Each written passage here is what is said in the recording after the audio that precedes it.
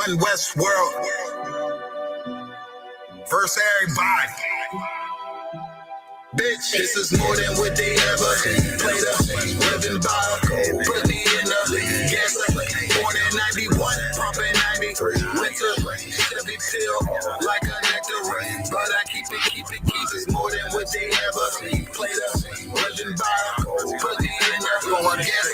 Born in 91, pumping 93. Winter, Chevy pill, like a nectarine. But I keep it clean. Man, I'm too for real. Comfortable with myself with they fraud. Man, I'm too legit. Off the thermostat, can't hold me back. Trying to check my check. I had my weight, but my plate really busy. Really in this field. Checking it, check me out when in doubt. I'm gonna make my bread. Never lose niggas. Food is a feast. Just know we all gon' eat. Niggas slick on my shit, pop my shit. My bro said this shit greasy. She don't like the message. I kick wisdom. I'm just rude as pieces. Tell my time, but not too much. They feel me. I know talk is cheap. I'm controlling it from a distance. This how it's supposed to be. Give her what she never had. Now she can't get over me. I understand they don't want a man, they just want company.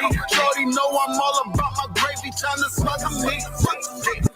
Get from under me. I ain't had no silver spoon. This shit come from underneath. I play for keeps. I don't see nobody. This shit tunnel V. I play for keeps. I don't see nobody. This shit tunnel V. This is more than what they ever played up.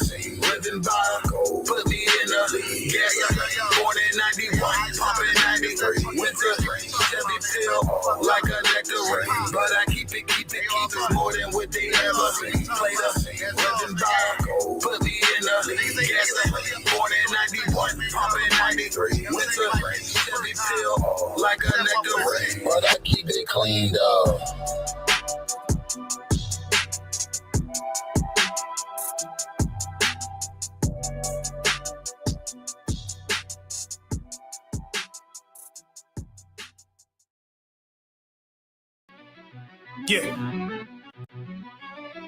Yeah.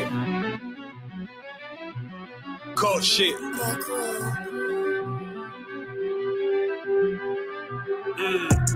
I ain't come with goons, but I'm well connected. Walking the Hummers, pop, like you got rejected. Let me see if you qualify or not. Spinning up in a tenant truck, riding around your block. Busy man. I get a word, he ain't this shit from top to bottom like a motherfucking ceiling fan. Hopping out the rental van, on my way to LAX. Brothers out in Cali and they killers out of every set. But I ain't crippin' on no blood. One West, all my niggas got it out the mud. Put your face on a t-shirt, memory of niggas acting tough in them songs, that's with the drugs. I don't need no cases, all my pistols clean. So now I weigh my options, used to use the triple beam. Used to get the wop, mix it with the nicotine. Now I travel state to state and put on for my team. The fuck wrong with them? Ain't on my level, I should let my dog get them. I see niggas and they feelings, I don't feel them. Keep the Glockin' with me, it was like a ball with it. At the end, I gotta stay patient. They hate me, Lord, I gotta stay dangerous. You one of them? Yeah. What's the problem? From One West, go to war with everybody. Cut the grass for the snake, fuck the gospel. Front line with them soldiers, that's my posture. Gun drawn, trying to curse an imposter. Shit get out the pocket, go to war with everybody, yeah. Shit that hate, make it to the featherweights. Niggas claim they hard, but they sweeter than a dedication. Hold on, think it's time to introduce. I'm a man and a beast and a step and a rover. Hold on, and a G and a soldier and a mover. Hold on, and a killer and a prophet and a shooter, nigga. Try to stay humble, my shit crazy. Cold leader, need the blue stripes, no brick baby. Can't be serious, you a funny boy, young fly. Look wrong, must be a dummy, I ain't gunshot. Fuck that little bitch, she a hook. Nigga swear he the go, bring him to the bush, The fuck wrong with him? Ain't on my level, I should let my dog get him. Niggas in their feelings, I don't feel them. Kid the Glockin' with me, it was like a ball with him. At the end, gotta stay patient. They hate me, Lord, I gotta stay patient. You one of them? What's the problem? From One West, go to war with everybody. I'm from Philly, you get hot, you catch a cold case. I'm One West, these brothers trying to set my soul straight. They done turned me to a prophet from a demon, and I'm locked in this shit and I ain't leaving.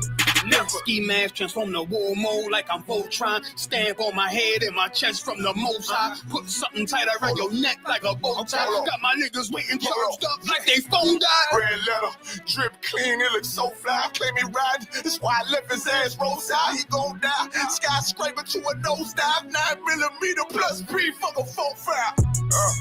The fuck wrong with them? Ain't on my level, I should let my dog get them. I see niggas and they feelings all fill them. Kick the Glocky with me, it was like a ball with it. Be at the end, I gotta stay patient. They hate me, Lord, I gotta stay dangerous. You one of them? Yeah. What's the problem? I'm going west, go to war with everybody.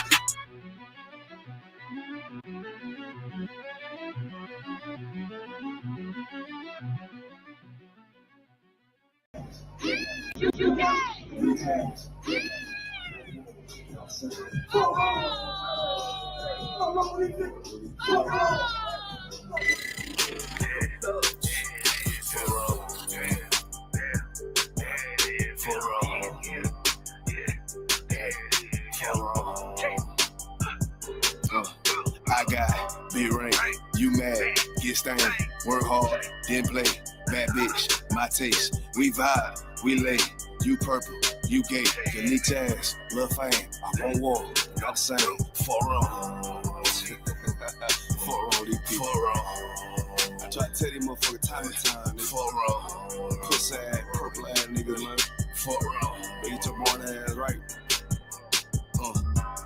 Niggas better get their weight up, you little body bitch. Worry about a damn pay cut, you little body bitch. I ain't worried about none of these niggas, little body bitch. You that scare rag, cowed ass little body bitch. Had to fuck around, get my rank up, you little body bitch. And I'm pouring up, yeah, young nigga, and I'ma take a sip. Yeah, all these niggas want down hate, but tell them zip it lip. And you a dumb ass, scare ass boy, little body bitch. Damn, and I ain't worried about nothing, nigga, nah, I ain't worried about shit. I got more than one, so you know nigga don't reminisce. I spit flavors on these damn beats, niggas better catch a pitch. Never knew a goddamn man be scared to represent. But you a whole ass, dirty ass, little damn body ass nigga. Get body with it damn scripture with your little body ass nigga. Nigga, I'm a true priest, true lion, nigga, true Zion ass nigga. And you a little boy, a little bitch ass, little body ass nigga. Be rain, you mad, get stained, work hard, then play. Bad bitch, my taste, we vibe, we lay, you purple, you gay, you leech ass, lil' fame, I won't walk, not the same, for wrong, for wrong, I tell them, nigga, for wrong, get your shit together, nigga, for wrong, work. I'ma do this shit till I write, you little body bitch. I'ma judge your ass like your pot, you little body bitch. And I'm smooth with it, y'all zop, you little body bitch. And I switch nigga on that thought, you little body bitch. And I'ma stay turning like the cars, you little body bitch. And I'm stone cold like a bond, you little body bitch. And I'm a warrior like that bar, you little body bitch. And my aim like that a zop, you little body bitch. Need a princess papa, you little body bitch. Or anyone down the slide, you little body bitch. Yeah. I keep a couple straps in my ride, you little body bitch. Just in case anyone wanna die, cause I'm body bitch. I got be right, you mad, get stained, work hard, then play, bad bitch, my taste, we vibe, we lay, we purple, we gay, we need tails, lil' fame, I won't walk, I say, for wrong, for wrong. Hey, what I tell you, nigga? What I say, fuck wrong, nigga. Fuck wrong with you, pussy ass nigga. And that's hell up. That wasn't so bad, was that?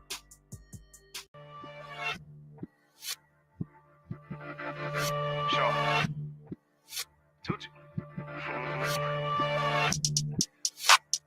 Don't let your strongest muscle be in your goddamn them Twitter fingers, nigga. Boss that nigga, man. Get your shit together, man. I'm overrated. So overrated. Overrated. So overrated, nigga. Coming on this bitch real fresh, bulletproof, high shoot, bitch, you better wear your vest. She try to get something off her chest, but the drip on her head made a mess. I'm a real piece of profit on this one, but nighttime sheet, I'm a beast. I'm like, here, eat it up, baby, eat. Here, eat it up, baby, eat. I walk with my pole like a pimp in the state that I got up a ton. I walk around with a lot of blaze, babe, blaze, I lit a rip on it, yeah. Tonight it's a ride, I got a show, live show, and the niggas still indie. Hey, UPK niggas winning, UPK niggas gifted. Hey, I had a little money, but I lost a little money for that punk ass job. Now I'm getting paid off passion, so it's only right that I stunt. All the niggas wanna hate, frustrates on the face, boy, love wasting time. I don't hate being around broke minds. I motivate their ass and they grind. And that's a real athlete, a real ass nigga, 2G short in the flesh. And I'ma eat my plate so good, I'ma let a little bit while the dish. And I'ma beat down your block so rich, top off, you'll feel every leg. I went to another bitch house, cause that bitch ain't clean up the kitchen. And I ain't saying no names, give a goddamn shit, let that motherfucker learn. I left my phone unlocked, woke up, bitch had a damn chalkboard in front. Wanna know who it is, who the fuck is that bitch, I ain't telling no business. And I bought another motherfucking chopper, and that bitch came with some haters, but hey, I'm overrated, pass overrated. I'm overrated, pass overrated, nigga. I'm overrated, pass overrated. I'm overrated, pass overrated, nigga. I pass overrated, my money coming steady, I'ma rock out my good talk. Hey, the women looking good, got them white cross, I was trying to see who got good talk.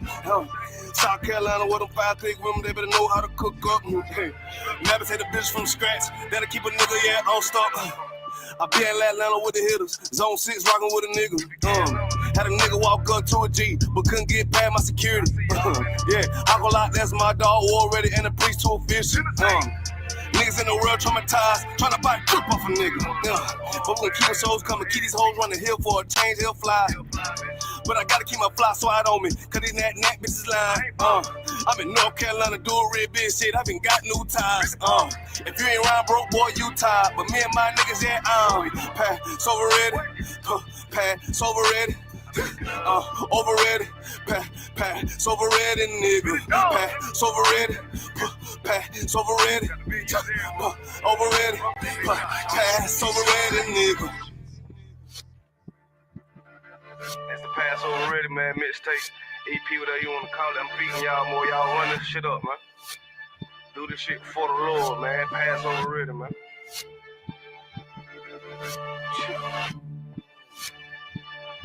UBK South Carolina, man.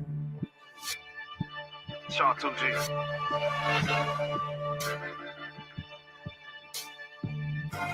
Come on, I see you, nigga. Come on.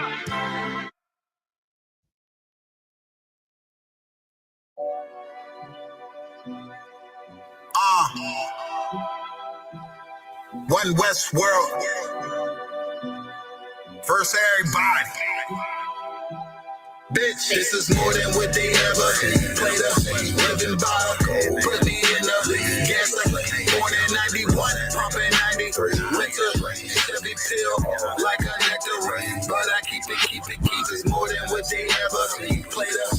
Living by, put me in the gas tank. Born in 91, pumping 93. Winter, Chevy pill, like a nectarine. But I keep it clean. Man, I'm too for real. Comfortable with myself with this fraud. Man, I'm too legit. Off the thermostat, can't hold me back. Trying to check my check. I had my weight, run my plate, really busy. Really in this field. Checking it, check me out when in doubt. I'm gonna make my bread. Never lose niggas, food is a feast. Just know we all gon' eat. Niggas slick on my shit, pop my shit. My bro said this shit greasy. She don't like the message. I kick wisdom. I'm just rude as pieces. Tell my side, but not too much. They feel me. I know talk is cheap. I'm controlling it from a distance. This how it's supposed to be. Give her what she never had. Now she can't get over me. I understand they don't want a man, they just want company. Shorty know I'm all about my gravy, trying to smother me. Get from under me. I ain't had no silver spoon. This shit come from underneath. I play for keeps. I don't see nobody. This shit tunnel V. I play for keeps. I don't see nobody. This shit tunnel V. This is more than what they ever played up. Living by, put me in a gas. Born in 91, pumping 93. Winter, Chevy pill, like a nectarine. But I keep it. It's more than what they ever played up. Living by, put me in a gas. Born in 91, pumping 93. Winter, Chevy pill, like a nectarine. But I keep it clean, though.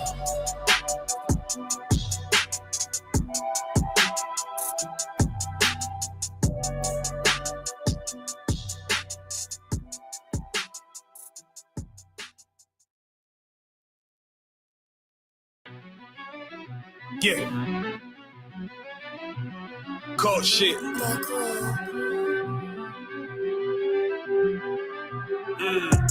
I I ain't come with goons, but I'm well connected. Walk in the room, it's pop, pop, pop, like you got rejected. Let me see if you qualify or not. Spinning up in a tinted truck, riding around your block. Busy man. I get a wordy in this shit from top to bottom like a motherfucking ceiling fan. Hopping out the rental van, on my way to LAX. Brothers out in Cali and they killers out of every set. But I ain't crippin' on no blood. One West, all my niggas got it out the mud. Put your face on a t-shirt, memory of niggas acting tough in them songs, that's the drugs. I don't need no cases, all my pistols clean. So now I weigh my options. Used to use the triple beam. Used to get the wop, mix it with the nicotine. Now I travel state to state and put on for my team. The fuck wrong with them? Ain't on my level, I should let my dog get them. I see niggas and they feelings all fill them.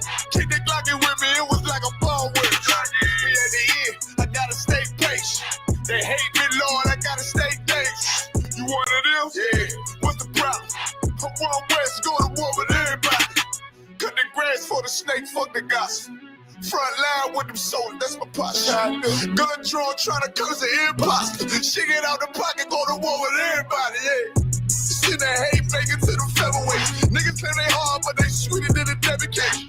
Hold on, think it's time to introduce. I'm a man and a beast and a step and a root. Hold on, and a G and a soldier and a mover. Hold on, and a killer and a prophet and a shooter, nigga. Trying to stay humble, my shit crazy. Cold leader, need the blue stripes, no brick baby. Can't be serious, you a funny boy, young fly. Look wrong, must be a dummy, I ain't gunshot. Fuck that little bitch, she a hook. Nigga swear he the goat, bring him to the bush. The fuck wrong with him? Ain't on my level, I should let my dog get him. Niggas in their feelings, I don't feel them. Kid the Glocky with me, it was like a ball with him. Yeah, Y'all Shimmy outside, brother thumb. Y'all about Shimmy outside, brother thumb. Y'all Shimmy about Shimmy outside. Clap it up. All right, let's get it on. Akim and Akwapian. I'll take all of your questions. Whenever you're ready to get it on, I'll solve all of your problems, help you out with your varied and many intrigues that are happening in your lives every day. I'll take a drink, Warrior, whenever you can get a chance, all right? And I'm ready to rock. Any questions? Oh, tonight's topic, real men. The only real men are in the Israelite school of UPK. The only real women are in the Israelite school of UPK. I'll prove that tonight. Everyone understands, all right? Any questions? Please, how's the heart? I'm giving 1 second until you can give you the mic, all right? Mic check. I have a question in Joshua 7:7. Mm-hmm. I want to know why did Joshua talk to the Lord like this? All right. Moses didn't talk to the Lord in a similar way. All right. Proclaim the Lord. Okay, let's. I'll read it for you. So, this is Joshua 7:7. Mm-hmm. And Joshua said, Allah, O Lord God, wherefore hast thou at all brought this people over Jordan to deliver us into the hand of the Amorites, to destroy us? Would to God we had been content and dwelt on the other side Jordan. Do you have the Lord's reply? Is that in here?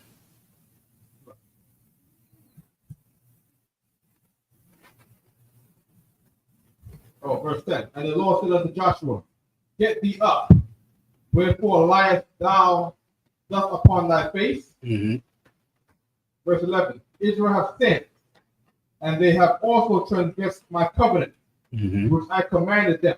And you wanted to compare this with another precept that has similar language? Because I don't have the other precept. Okay, no sweat. It's similar. The people of Moses would say, like, yo, Moses brought us out to die. That kind of thing. That Moses Christ the Lord. So you know, like, why are you talking in this way? Like, I got you. Because this is a real life situation. What you're hearing is fear and panic. That's what you're hearing. You're hearing him saying, did you bring us all out here? You told us to come out here. Did you bring us all out here to die?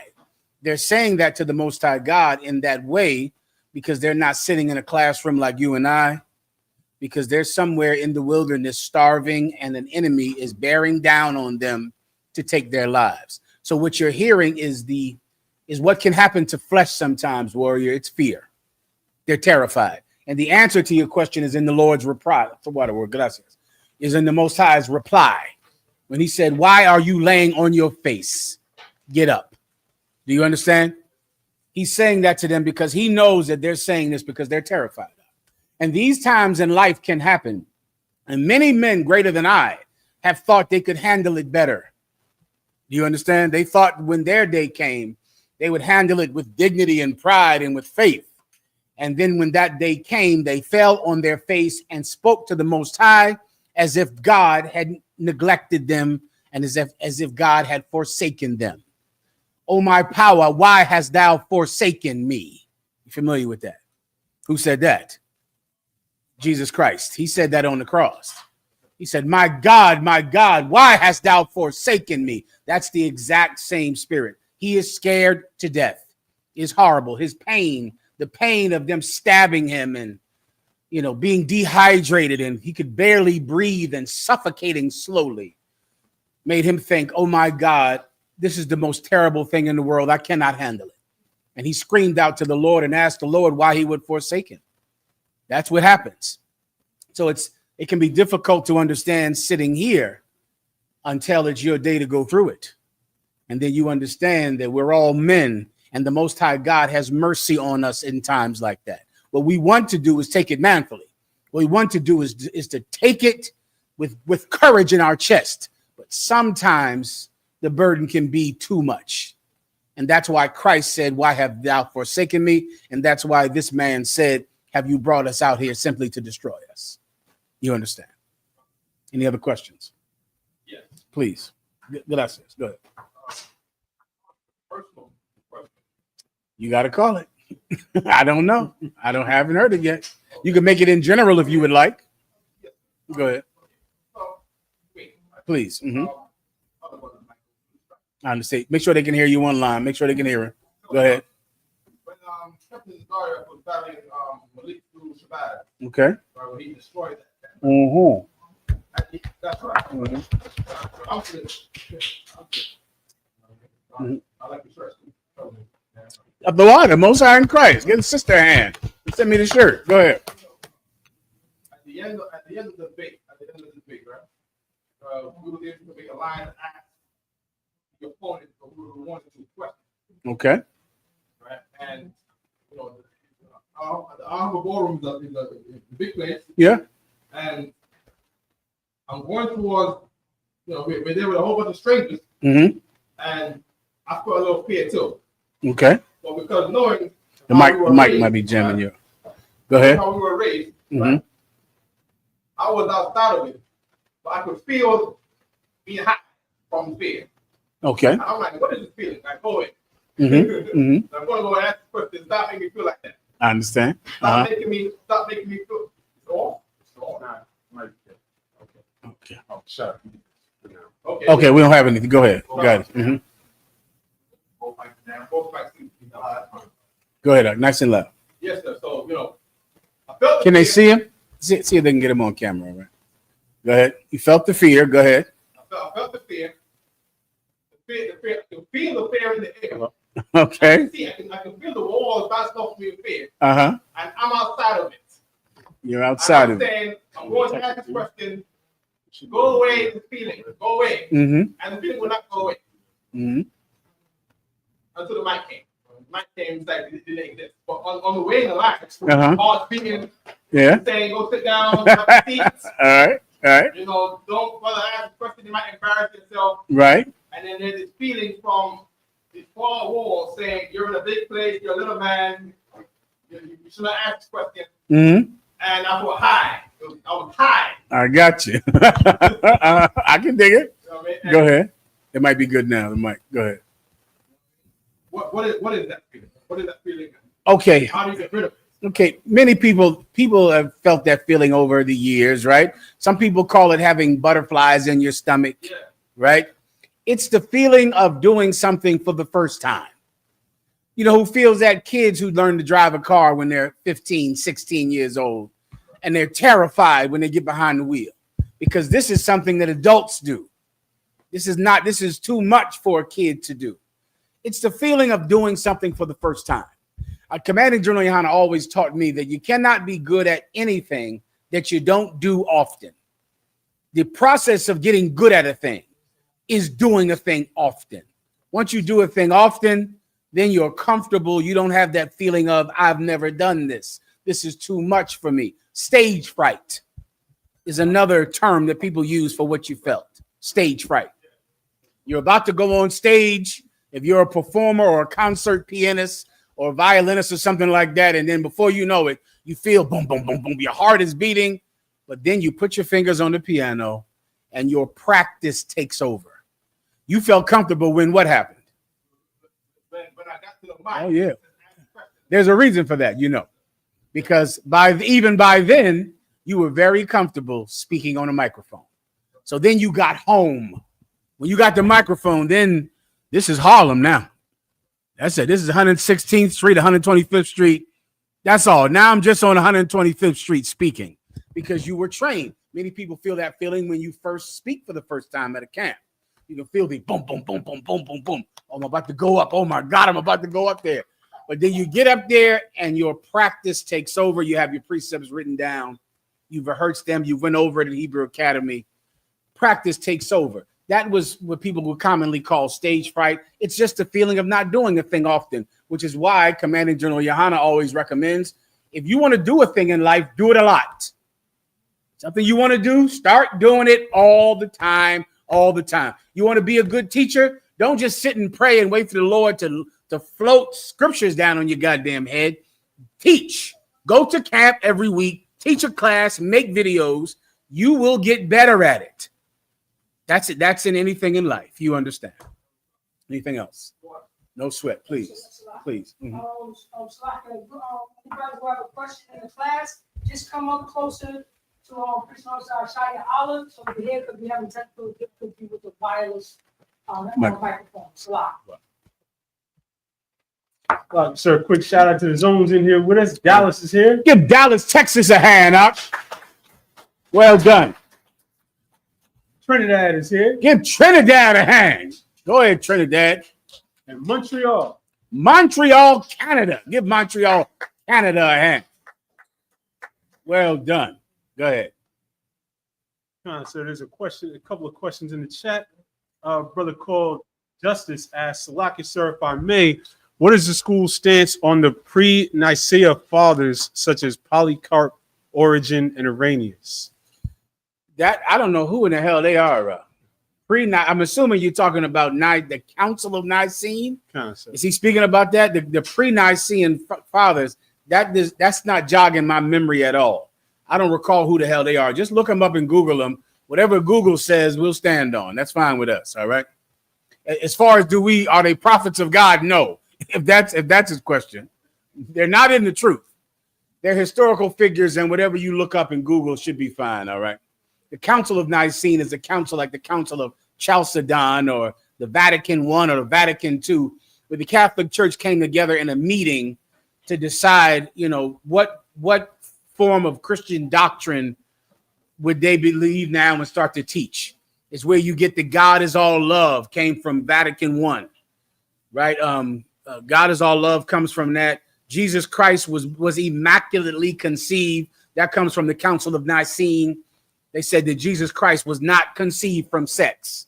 His mother and father did not have sex. They came up with that in the Council of Nicene. And the Council of Chalcedon is where they said that Jesus Christ is God. He's God. They came together in meetings, and in these meetings decided to teach paganism as if it was biblically correct. And they decided these things in these councils, all right? Next, próximo preguntas. Brother asks, Isupk Cincinnati says, Shalom, sir. How about Shimon Shabbat? Can I get a general breakdown of Galatians 3 and 16? No problem, warrior. Galatians 3 and verse 16. Mm-hmm. Now to Abraham and his seed were the promises made. Mm-hmm. He saith not, and to seeds, as of to many. Yeah, this is a good one to cut the Christians with right here. And to Abraham and his seeds were the promises made. And to his seed, Salakia, were the promises made. He saith not to seeds with an S. There's only one seed that's the chosen people of God. The seed is speaking about sperm. Sperm is what a man's seed is. The Most High God did not make a promise to seeds. He made a promise to a seed, the chosen seed of Israel. You had every male child that breaks forth from the matrix is holy to the Lord God. That's in the Bible. Every child, every male child carries the seed that the Most High God has chosen to be special and to be the seed of promise. Every male child. All right. He did not choose every seed. The seed of an African is simply flesh and blood. The seed of a white man is just flesh. That's all it is. But the Most High God has not made it peculiar and special, and he has not given it an inheritance.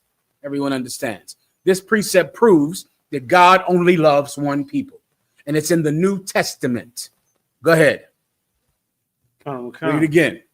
Now to Abraham and his seed were the promises made. He saith not, and to seeds as of many. He didn't say to many. He didn't say to seeds. Keep going. But as of one. But as of one. This is God's nature. It's his personality. I don't know why you fake Israelites out there are so angry when we say that the Most High God only loves one Israelite group. Is that not his way? That's his way in all things. The Most High God doesn't spread his love and his promise to everything. He doesn't choose seeds. He chooses one seed. He doesn't choose all animals. He chooses the sheep. He doesn't choose all trees, all branches. He chooses the grapevine. He chooses one bird, the dove. He chooses one river and one city, Jerusalem, and one people, the children of Israel. Why is it so strange that he would choose one group? That he would choose one group to give his name to? It's how he is, young brothers. Continue. And to thy seed, which is Christ. And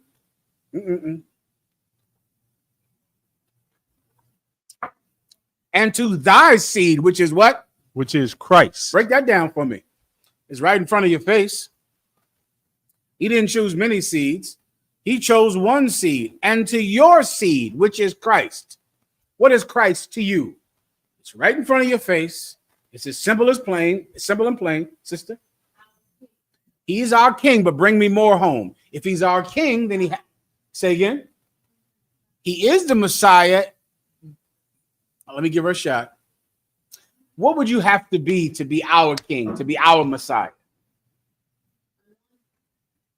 Yes. And what would be the basic thing that you would have to be? Who could not be our seed and our Messiah? Why couldn't the white man be our seed and our Messiah? That's the perfect answer. But why are you positive that the white man could never be our Christ or our king? Because he's not what? That's not the reason he can't be our seed. I'm gonna give you the answer. He's the white man is not our seed. He's not your brother. You understand? Jesus Christ is what? Your seed, which means he's your brother. He's one of you. That's what this precept is saying. And to one seed, which is Christ, meaning Christ is our seed. He's one of us. He's not some white man. That's not him. He's not some African. He's your seed. He's one of you. He's your brother. He's your son.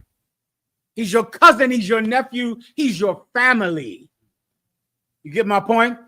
Somos su familia. He's one of you. Jesus Christ is not some strange white man. He's not different than you. He's the same as you. Jesus Christ is an Israelite. He's one of the seed of Abraham. Do you understand? Which is the point of this entire thing. All right. Anything else? Good job, warrior. Go ahead. I left my cash in the car. I'm at this cash app you. I see you in here for some money tonight. I'm gonna give you some too. Tazaryak, find me some cash somewhere to get his little brother some cash. Tazaryak, when you get a chance. Tazaryak, find me a couple of dollars for the brother. All right. I got my card on me if you need it. Go ahead. Go ahead. Come on, sir. While you, I'll ask, Salakia, sir, if I may, my Lord, with your grace, can I get an understanding of Trump legalizing segregation? Is this biblical, sir? Okay, I saw it on my phone, but tell me what that's talking about. How did Trump legalize segregation? What do you mean by that?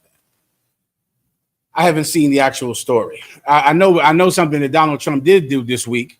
Donald Trump went on the Pentagon's website and erased any memory of Jackie Robinson joining the United States Army. Now remember, Jackie Robinson joined the United States military. I appreciate you. Jackie Robinson joined the United States military after he was already, was it before he, no, I'm sorry, 1945?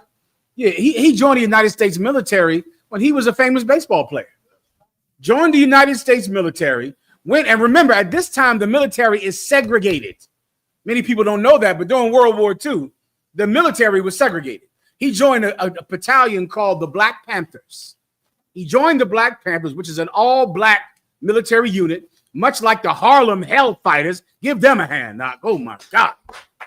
The Harlem Hellfighters was a group of brothers from Harlem who were the most decorated combat unit, did the most terribly risky jobs, did combat missions that were impossible to do.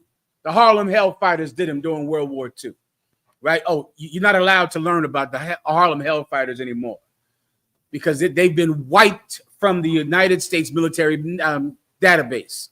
This week, he wiped out Jackie Robinson's military service. Jackie Robinson was a member of the Black Panthers, a black military unit, until he was discharged for this. He got on a military transport one day, and he was told to he was sitting down in the front, and he was told to get up and get into the back of the military bus. And he refused, and they discharged him from the military. That you can go, you used to could just look this up on the military database. Now it's gone, but now you'd have to Google it. But he was dismissed and discharged from the white man's military because he refused to go to the back of a military bus, and they discharged him. And then, of course, later on, he went to become Jackie Robinson. He had the right temperament to integrate the debate, what's the name of that thing he was in? Major League Baseball. He also was a absolute total coon, Jackie Robinson. You want to look him up. He hated men like Paul Robeson, couldn't stand him, couldn't stand Malcolm X, hated them because Jackie Robinson was a coon. Why am I saying that? His contemporaries said that about him. That's what black men of his day called him, a coon. He was an embarrassment to them because he loved the white man. And now that same white man who he loved so much erased every memory of him from the Pentagon's database today. Now, why did Donald Trump do this? To achieve something that he knows he can achieve. Give me that sign from the floor. Do we have a sign?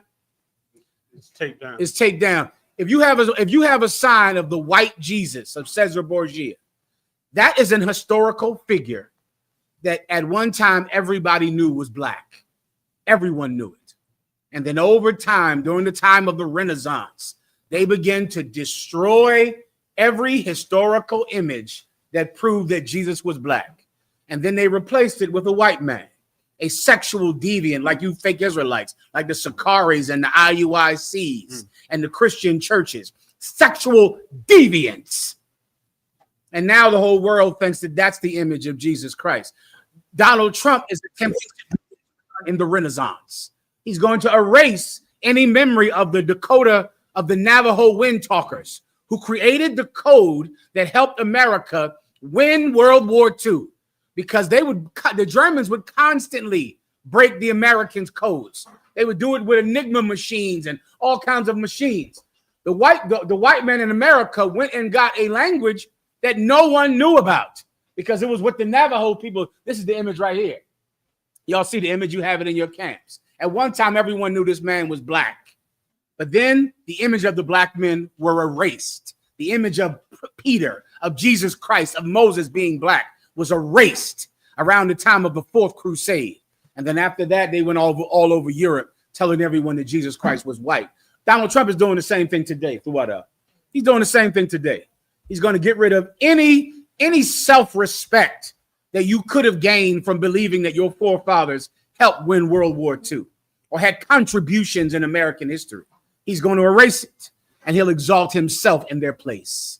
That's the point. Give sister, please. Nice and loud, please. The microphone is down. Just say, I'll tell everyone what you said. Go ahead. Is Donald Trump planning to be a dictator like Putin? He hopes he can be. He's praying that he absolutely can be a dictator like Putin because he loves Putin and he's scared to death of Vladimir Putin. So he's hoping to not only be Putin, but to please Putin so that Putin can give him money and not poison his dinner plate. Because Putin loves to poison people. And Donald Trump knows that. He's scared to death of Putin. Yes, he wants to be just like Putin. Come on. I just looked up what the brother was talking about. They took some language out of federal contracts that explicitly prohibit using segregated facilities, but there's still federal and state laws that would yeah, I mean, it's symbolic. Yeah, okay. So many things that Donald Trump does and says, you can't put any weight into it because he's stupid. He's an idiot. You go look up some of the things this cat says. I cannot believe that you white people chose him to be your president. He's a lunatic. He's a straight up and down, absolute schizophrenic lunatic, and he's unmedicated. And you chose him to be your damn president. Anyway, so once again, I don't know if that means anything at all. I know he hates black people. He hates Hispanics. He hates them with every fiber of his being because he feels emasculated by black and Hispanic men. He knows that he's not a man. Everyone understands. Oh, all right, next. So a brother called Israel asked Salakia General, if I may ask, what role or duty does the elect play during the end of Esau's reign? What role and duty do the elect play at the end of Esau's reign? Okay, I'm assuming when you speak about the elect, you're speaking about the Israelite school of UPK. If that's what you're talking about, I can tell you exactly what we're going to do. During the end of Esau's reign, what we'll do is come together, band together, and feed each other, protect each other, and love each other. We'll do what we've been trained to do. You see, the fall or the rise of society does not change us at all. If things get harder outside, then we get harder and we band together. If food gets scarce, then we share more. We've been trained for hard times. The problem with hard times is it reveals that the people who you thought loved you don't really love you. That's the problem with hard times. You thought the government loved you. You thought, America loved you. Then the economy started to get bad. White people started to lose their jobs. Before you know it, they get rid of affirmative action, throw away every advantage that you might have had in life because they needed to take it for themselves. The minute white people needed some money, they took yours.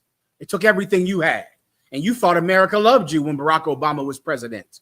You thought America was a new place. You thought racism was gone. Then white people got COVID-19. White people got poor. White people got addicted to Oxycontin. Now they need your neighborhood and your money.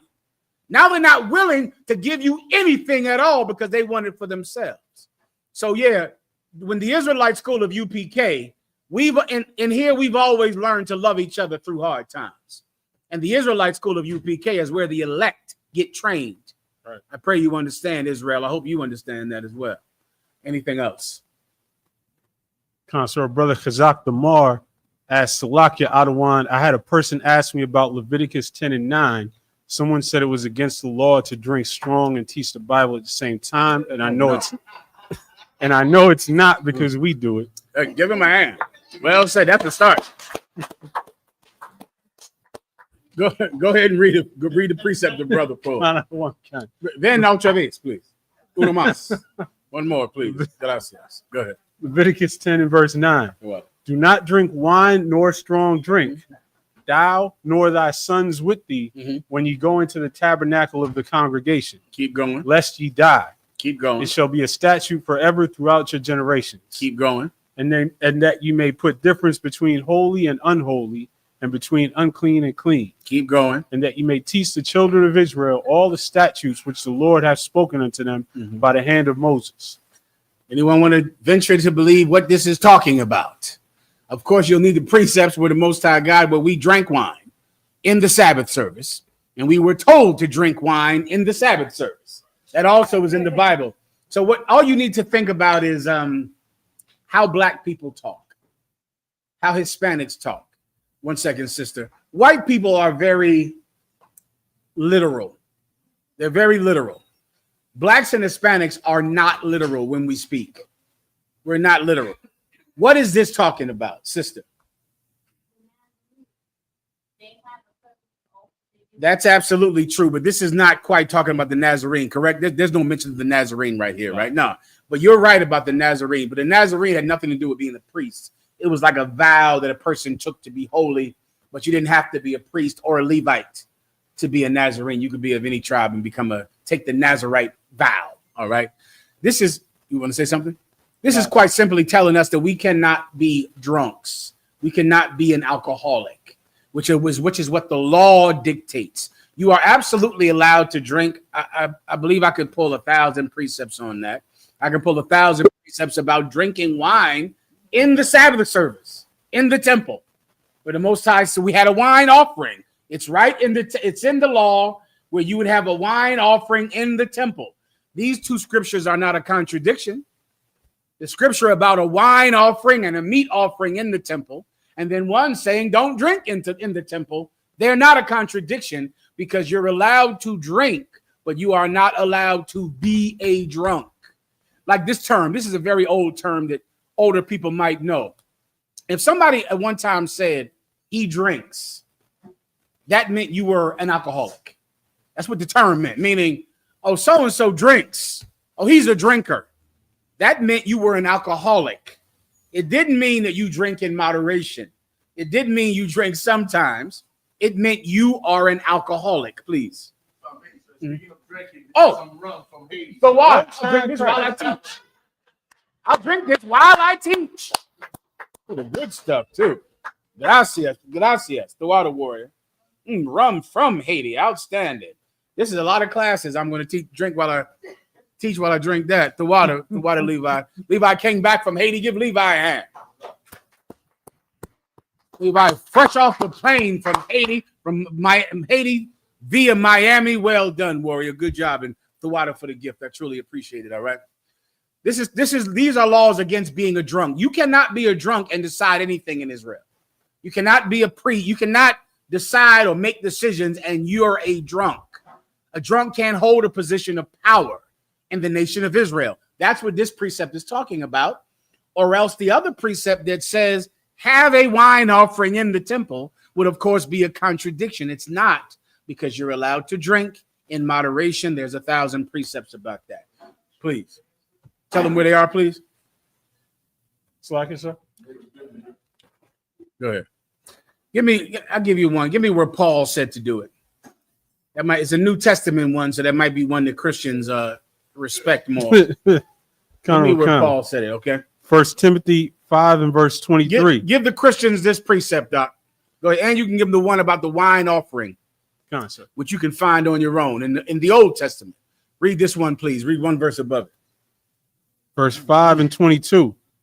Lay hands suddenly on no man. This is Paul teaching them how to rule over the people that they are over. So don't lay hands suddenly on any man. Meaning, don't walk up on a man and just assault him or beat him up. And suddenly, because you're not doing it in self-defense. That's why it's done suddenly. Meaning you go up on someone that is not a threat to you and you just grab him or punch him or beat him up. Don't do that if you want to be a judge. If you want to rule the people, you can't assault innocent brothers and sisters. Continue. But neither be partaker of other men's sins. And also don't be partakers of another man's sins.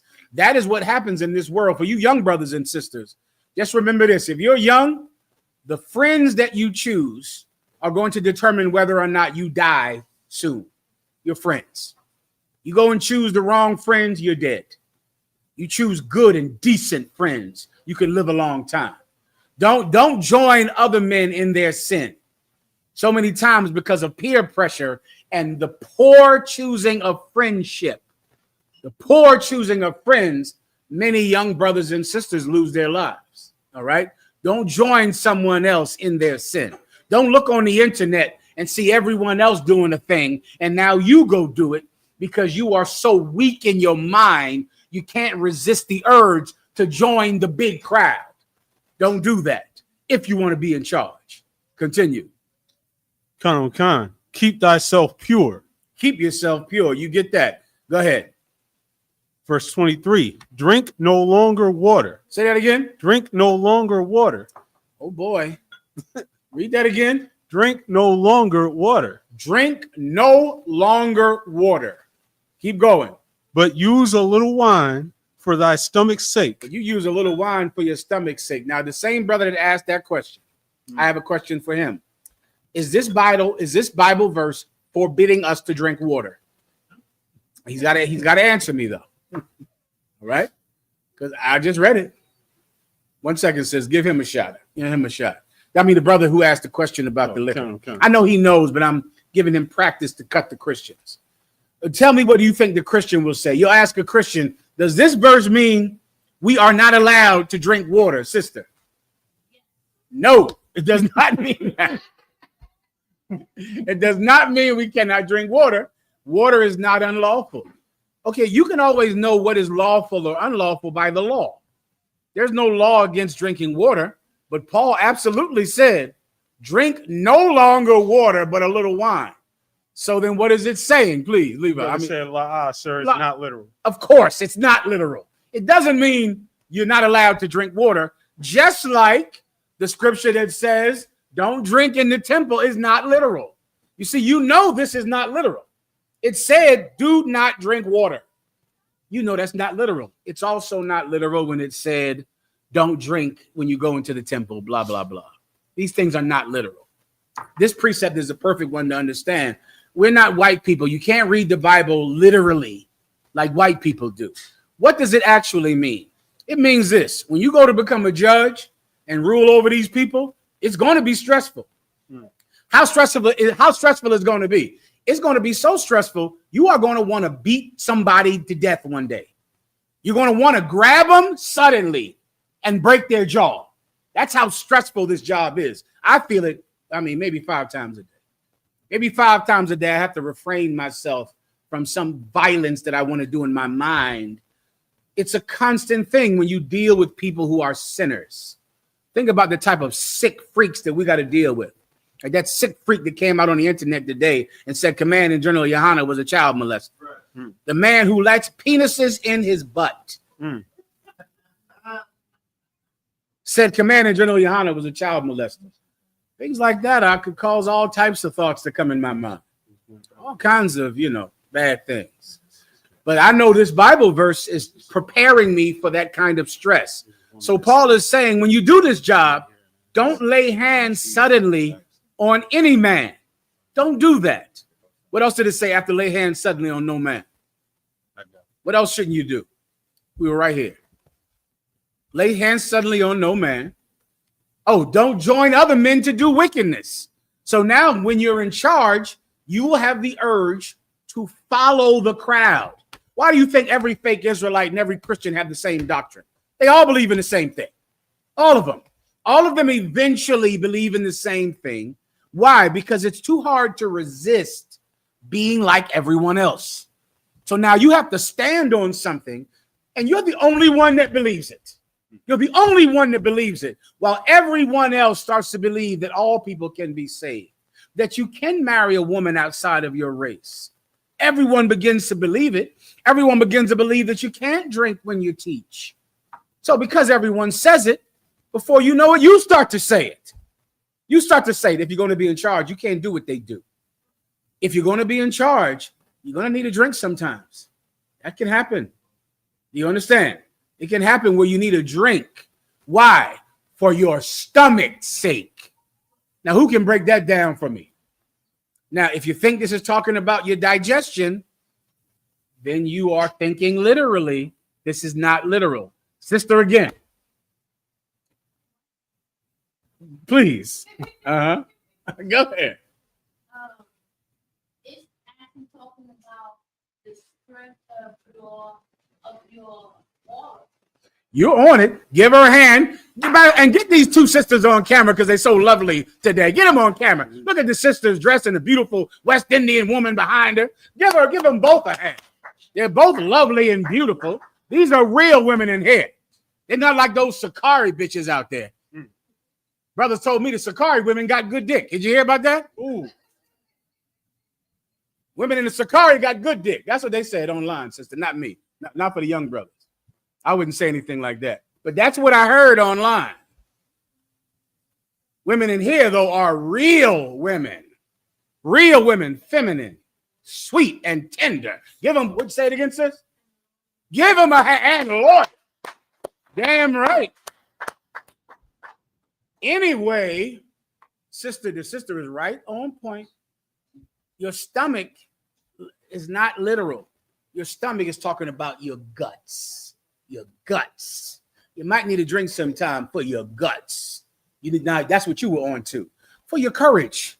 Because you can get nervous. You can get stage fright. That's for goddamn sure. Before you know it, go bloop up. Now you're good to go. Everything is fine. You're relaxed. Not now. Does it mean that everyone needs to drink? No. There are many brothers that should never drink. Many sisters that should never drink. And many people that have no urge to. Like the Nazarites who did not drink at all. But doing this job, you could find yourself to be someone that needs a little drink, a little one, just to get outside of your head and to forget about fear, to forget about your guts, to give you some guts.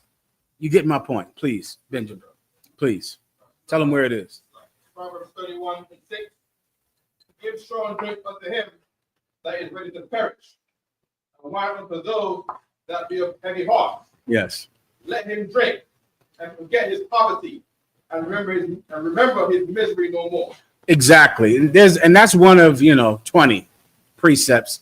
I believe I broke this down for you. All right. If you want to cut a Christian, go to the one about water. Ask the Christian if that means you can't drink water anymore, but you have to drink wine. They'll get all confused and stupid, and then you'll show them that this is not literal and neither is the other one. And that's that. I had a young brother when I was coming up. He ended up having cancer like at the age of 20. Mm-hmm. So all our brothers, went to the hospital and so on and so forth. Mm-hmm. He was like, yo, let's just drink this brother because he was about to pass away. Come on. And that's where, you know what I mean? They never been married before. That's he so. passed away. He was like to nothing. Yeah. Let him have a drink.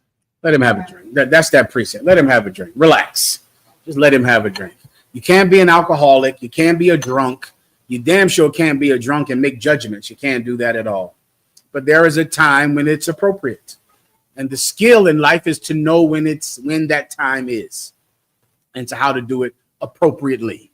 Everyone understands. All right, next. Counselor, since you mentioned this slanderous video, Mm-hmm. there's some comments. A sister here asked, Shalom, Please. may we have a response regarding the name of the man who's alleged to be supported by the UPK? Yeah, that's the brother Tazawarya Allah. Tazaryak told me about that in the car. This is a brother. I want to say this is 17 years ago. This is 17 years ago. Tazaryak can tell me more. He'll remember more directly, but I want to say it's 17 years ago, right? When this brother was accused of being a child molester. He was accused of being a child molester. I was directly over the situation. Meaning this, I know every intimate detail about it. I advised him every day. I talked to him every day. I went to the lie detector test with him. I went to the lawyer's office with him. I was directly in charge of this situation by commanding General Yohana. Make sure the sister understands me and hears me well, all right? I know everything about it. This brother went down there. He had a child support case. He won the child support case and did not have to pay this woman child support. Then this girl who was 16, who was his stepdaughter, said that when she was 4, he touched her vagina with a wash rag. That's exactly what she said. I heard it. I said, come on now. There's no way this could even go to trial. There's no way it could happen at all. The judge said that because she wrote it down and gave it to a therapist, they were going to admit it in the trial. I could not believe it. It was an insane thing to me. I'm telling you the allegation exactly. I was sitting right there. I heard the entire thing. I have the transcript. I know everything about it. Everybody understands. It went through water. It went down the trial. 10. It went to a mistrial. I watched the girl on the stand laugh through the entire testimony. As I watched the girl testify that he touched her with a wash rag on her vagina, she laughed through the entire thing. The girl laughed, and she's laughing, and I'm going, are they still going to go through with this case? She's giggling and laughing through the entire thing. And I said, I can't believe they'll go through with this case. they're going to have to drop this case. This is ridiculous. He took a lie detector test and passed the lie detector test. And they said they could not admit it in court.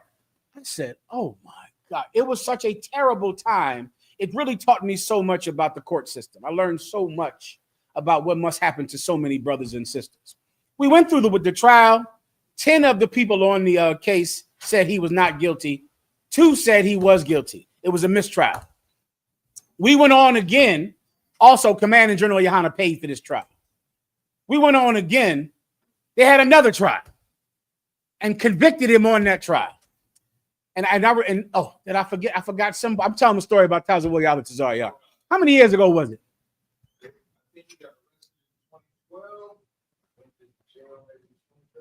Sounds about right. How many years is that? Sounds about right. 13 years ago.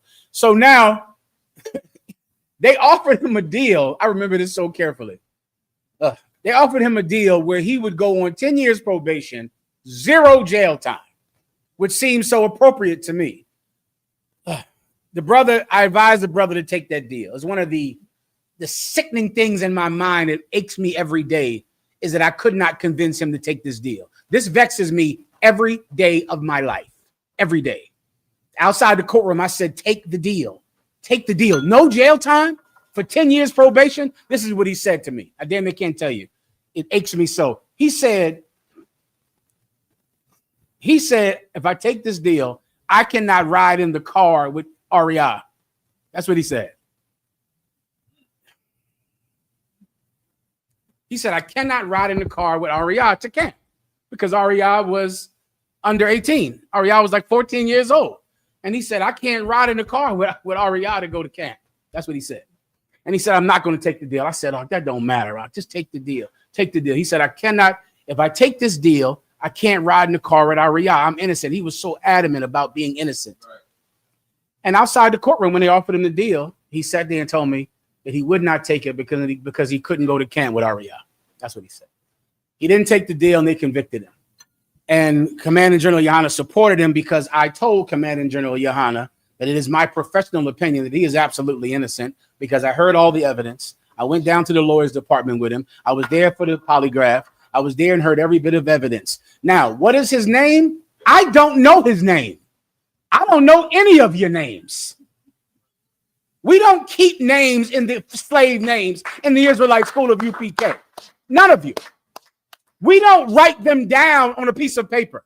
We have a role in the school that has your Hebrew name, your rank, and what city you are in.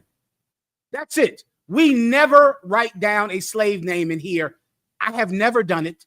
The department who keeps the records have never done it. I do not know Hazahab's name. I do not know Levi's name. I do not know Shemawa Allah's name. I do not know this sister's name or that sister's name. I don't know your slave names. I make sure not to know them. Why? Because so many of these fake Israelite groups are actually groups set up by the white man and the federal government to compile a list of people they believe are subversive. So now one day your camp leader hands a list of a membership list over to the FBI and now sends them to your house to try to convict you for crimes or different things you did when you were in the world. That can't happen in here because we don't keep any records of any names at all. The thing happened 13 years ago. I don't remember his name and I don't have it written down because I've never called him anything other than Tazawa Allah. That's a fact. Everyone understands. Okay. If you're a camp leader in here, you know what I'm saying is true because this is our custom to never write your slave name down, to never put it on a piece of paper that could be handed to someone that is trying to railroad you for either something that's allegedly committed when you were in the world or something that you might have done but have repented for. We don't do that in here. If you're a criminal, you did something in the past and you want to change your life, this is the place for you. We'll never put your name on a piece of paper and hand it to some government official who's trying to get you to lock you up. We're not Adam 22. Adam 22, that TV show, that radio, whatever that thing is. Everyone that goes on that show gets locked up by the federal, no jumper. Everyone that goes on that show gets federal time in jail because they go on that show and confess things from the past, thinking that they can talk about it freely with their friend Adam 22. But meanwhile, Adam 22 is an agent for the federal government, just like Vlad TV, who just compiles evidence on you. This place are where people come to sincerely change. This place. And Commanding General Yohana would never harbor a child molester ever. And if we thought he was, we would have handled it. Everybody understands. And that's just that. This is not something that we stomach in here. Child molesters. Commanding General Yohana is a West Indian man. Were you aware of that? Commanding General Yohana touching a child? Are you out of your effing mind? Commanding General Yohana. Let me tell you something about Commanding General Yohana, if I could. And this is something that I would pray would be able to be said about each and every one of you one day. You know what, Commanding General Yohana is exactly what he ought to be. Exactly that. Now you think about that in your life. Think about you searching for someone to follow, searching for someone to pattern yourselves after. How many of us always needed a father figure in life? But the father figures we had, you know how they were? They were men that needed our mercy, weren't they? You know what I'm talking about, warriors? Right? Please, Levi. Don't be like me when you grow up, son. I know I smoke, but don't smoke like me. I know I drink, but don't be a drunk like me. I know I smoke crack and shoot heroin. You don't need to be doing this. You know what the problem in life is? The men who we are supposed to look up to need our mercy. We got to look at our dad and go, I know my dad get high, but that's all right. That's my pop. I forgive him. I'm not going to hold that against him. And that makes you a good son to be able to not look down on your father for his faults and his failings. That's what a good son would do. But what would a good father do? A good father would never need mercy from his son. Never. Never. If you're a camp leader in here, your men aren't supposed to have mercy on you. You're supposed to have mercy on them. You know who makes mistakes? The child makes mistakes, not the parent. If you're a camp leader and your men always go, well, yeah, that's my captain. You know how he gets sometime. He had a little too much to drink. Yeah, that brother's over me. Yeah, but he had a little too much to drink. Just ignore that. If the men below you have to have mercy on you, then the wrong person is in charge. Because mercy comes from above, not from below. Mercy goes to children. You fuck up. You make mistakes. You make errors. And I have to have mercy on you. But you don't need to have mercy on me. None. Commanding General Yohana doesn't need your mercy. He doesn't need forgiveness. He doesn't need you to go, well, that's Commanding General Yohana. He'll be all right. That was in the past. He doesn't need you to put what he does in the past. He doesn't need you to do that. You need him to forgive you for things. You need him to have mercy on you. Mercy comes from above, not from below. Commanding General Yohana is exactly what you think he is. Just do that. Just in your mind. Who is he? That's him.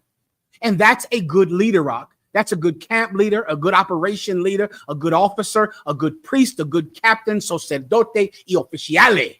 It's what a good leader is. When you can just say, I'm in charge, which means I do the forgiving. I don't need them to forgive me. I give them breaks. I give them mercy. Those faggots in the Sakari have a leader that they have to forgive. That they got to go, well, we all fall short. That's our leader. We all make mistakes. Your leader, you have to forgive. You got to give him mercy, not mine. Commanding General Yohana doesn't abide or suffer child molesters or sexual deviants of any kind. He is a West Indian man. He's not like you. See, you all freaky. That's you. That's why you think it's even possible, because you freaky. You got trying to freaky, nasty mess with you. Commanding General Yohana, brother, listen, I don't know if he gets undressed. I don't know if he takes off his clothes. In my mind, he go home, he just stay over his garment, go to sleep, wake up, wash the garment while it's on him. I assume when Commanding General Yohana gets in the shower, he goes to bed fully girded, wakes up, washes the garment on him and then dries it somehow in some drying method and then goes out the door. As far as I know him, I don't know if he takes off his clothes. Am I joking? I'm not. Let me give you a story. One time, some brother got arrested naked. He was ass naked. And so I had to make the report. I said, man, the cops came in his brother's crib from a warrant he had in the world. And the brother was naked, man, and they took him out the house ass naked. And I'm telling him this like how evil the police are. And he said, these simple brothers, man, what the hell they doing in their house with no clothes on? He said that. And I went on talking, and then I said, okay, well, wait a minute. I said, what are they? He said, what are they doing in their house with no clothes on? It started just like that in my brain. And I said, and I called him back. I said, Salaki, sir, when you said, what are brothers? And he went on like, man, these simple young cats, son. These young cats can't be in their house with no clothes on, man. These cats don't have no clothes on. And I called him back. I said, what do you mean when you said that? He said, yeah, I mean, he said, I'm never naked. He said that. I said, you never naked? He said, no. He said, because he grew up in the projects. Castle Hill, never ran, never will. Give the Bronx a hand. And he said that the police, because he lived on such a high floor, like the 22nd, 23rd floor, the police many times would knock on his door, bust in, and want to watch people from his window when he was a little kid. And they would just kick open the door and run in there and look at people through the what's the shit called? The binoculars. And he said it happened so much that he learned to never be naked. So he takes his clothes into the shower, showers, the clothes are sitting there. By the time he come out the shower, he's always totally dressed, just in case the police come in. And he learned that from a child. That's a conservative man. He ain't like you. You walking around, your penis all out, walking around the house. He ain't doing that. He is not like you are. With all that freaky, nasty mess that you're doing. He is conservative. He is exactly what you need a father to be. He doesn't make mistakes and errors that require you to feel sorry for him. He don't need to cry on a video. You think he needs to cry like Jimmy Swagger or the Sicaris? Crying so you can feel pity on him. One tear. I have repented. I have fasted. I have asked God for his forgiveness. So what am I supposed to do as a follower of the Sicaris? Feel pity on my chief high priest? Feel pity on this cat that teaches me? Commanding General Yohana doesn't need your pity. The faggot said that he went to Jamaica, molested some kid in Jamaica, had to get run out of Jamaica for child molestation. Then as he was about to produce the evidence, somebody shot him. And then the government sealed up the records of Commanding General Yohana's child molestation on the island of Jamaica. I remember when he went to Jamaica, came back with a fly hair braid. I remember that. I remember that specific. I said, God damn, they braided the hell out of your hair down there in Jamaica. He came back with braids, just perfect braids from Jamaica. Had a good vacation down there. Wonderful time. Told me about how it was, about how they didn't have hot water. You know, he gave me the whole story about, you know, you turn the water on, all the water is cold. That blew my mind. That you don't have hot water, just the water come out, you know, just it's only hot, only cold water. Go ahead. Damn. Levi said you got to put the water in the sun. He know. Levi know.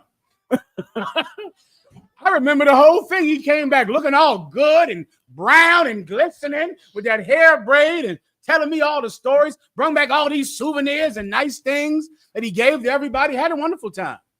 Surely he never molested a child ever, never got run out. Nobody ever shot anybody over anything. They're always trying to say he puts a hit on somebody. I've heard this for 25 years. The Commander General Yohana put a hit on this cat, put a hit on that cat. They said the Commander General Yohana put a hit on somebody in the House of David, some Israelite group, some nothing Israelite group. Who in the hell could care about? But they always say he put a hit on this guy. He put a hit on this guy. One time I was talking to Zaryak years ago. This cat Tahar, who was another sexual deviant, said to Commanding General Yohana, he said, I saw Commanding General Yohana in the post office, and he shaved his head bald. He had a bald head. I'm sitting there looking at it. Commander General Yohana sitting there with braids all the way down to here. And I wonder, why would somebody, at one point, Warrior, I wonder, why would somebody lie so overtly when how you can't prove it? Meaning, there's no way to back that up because you're going to see him on tomorrow's tape with braids. And I remember at the time thinking, damn, that's a big lie that is easy to disprove. That's people. Commander General Yohana doesn't molest none of your kids, but let me tell you who does. Shakari, T.D. Jakes, Nate, these Israelite groups and these Christian churches are full of sexual deviants. Go ahead, young brother. What do you want to say?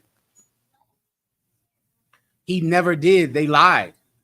You don't know what you're talking about. I don't have braids, but Commander General Yohana does have braids just like yours.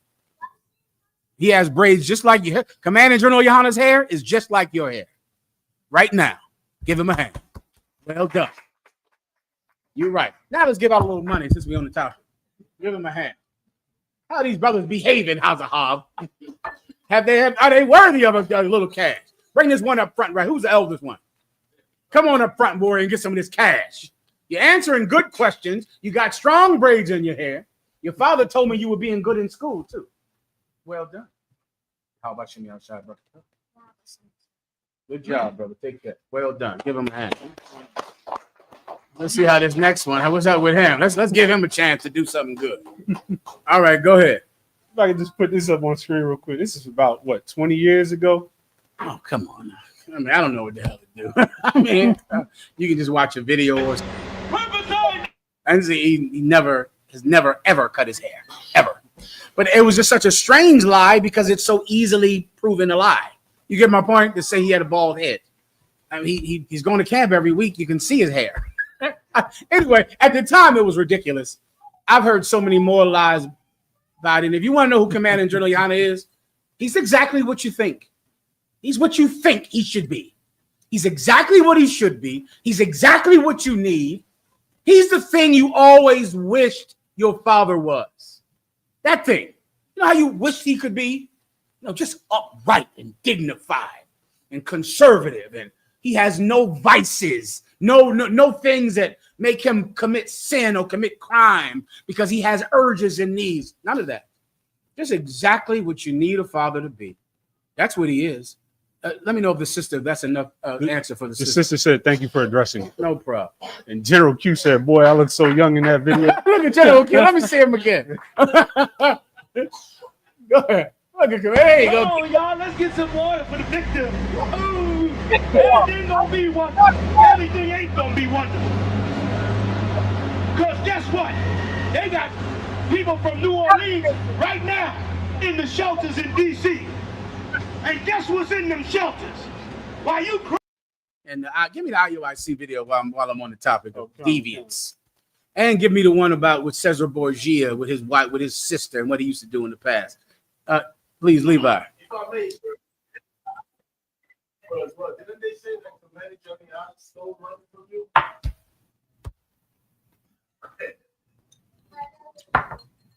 Levi, how did I forget? I totally forgot that. Yes, Commander General Yohana stole $400,000 from me. I remember the cat said, I go, shit, I think I would know about that. I'm sitting right here next to him. No, Commander General Yohana has never stolen a penny from me. He's given me a ton of money, though. That he absolutely has done. And I'm someone that doesn't need any money. I have plenty of money thanks to the Most High God. And he's still given me a ton of money. Everybody understands. But he's never taken anything from me, ever. And I'm sitting right here. Okay, yes, that was another one 20 years ago. He stole $400,000 from that young, stupid Mahayaman. They thought I was just so dumb because I was so reckless. I was so wild as a young officer. I would just, I would do anything. They thought I was just so stupid. He must have took my money. And I don't even know anything about it. He didn't. Oh, Lord. All right. Any other questions? Sorry, I got that. The doc, you got a question? No sweat. Go ahead. Sir, I got that video pulled up. Yeah, let me show you something else. Let me show you who's not what you need them to be. The IUIC. The IUIC, you know, we play that video about Big Frida all the time, right? Big Frida was twerking. You know who Big Frida is. I think he's Bishop Abayel in the IUIC. We call him affectionately Big Frida because he likes to twerk a lot, right? He twerked again. He did it again to Zarya. So I don't know who sent me this video. I don't know if this was someone in the IUIC. I don't know who this even was. But this was on my phone of someone sending me this video. Let me see it. I want your eyes to go to something. There's a woman in this video, right? And she is mortified and embarrassed by this Big Frida dancing and her maybe is her husband, but she's disgusted by it. And you're going to see her face and be able to tell. Go ahead, please.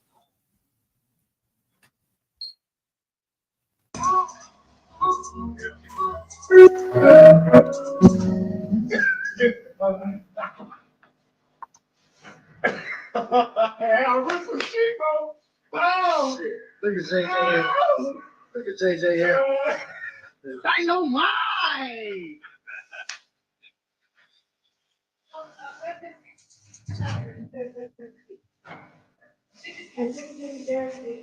She blushing because he was killing it. She ain't seen him do that in so long.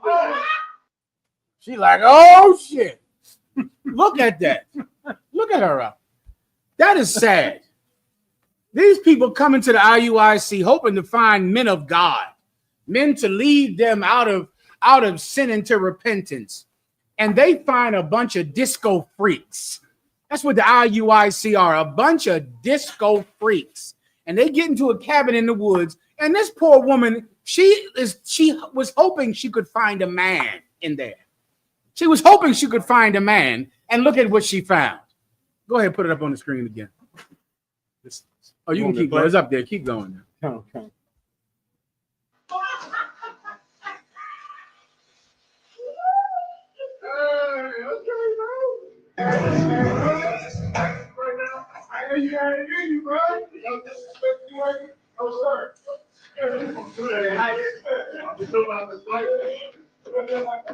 Hey, well, what's up? Everybody there? I got to turn it up.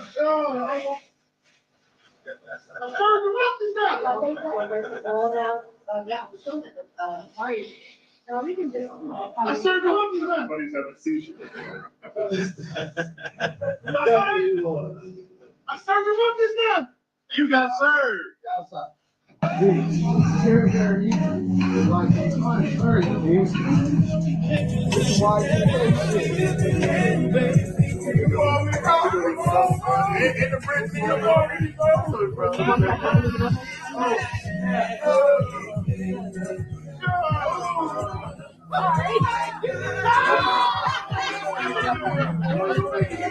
Don't let me do it dirty out here.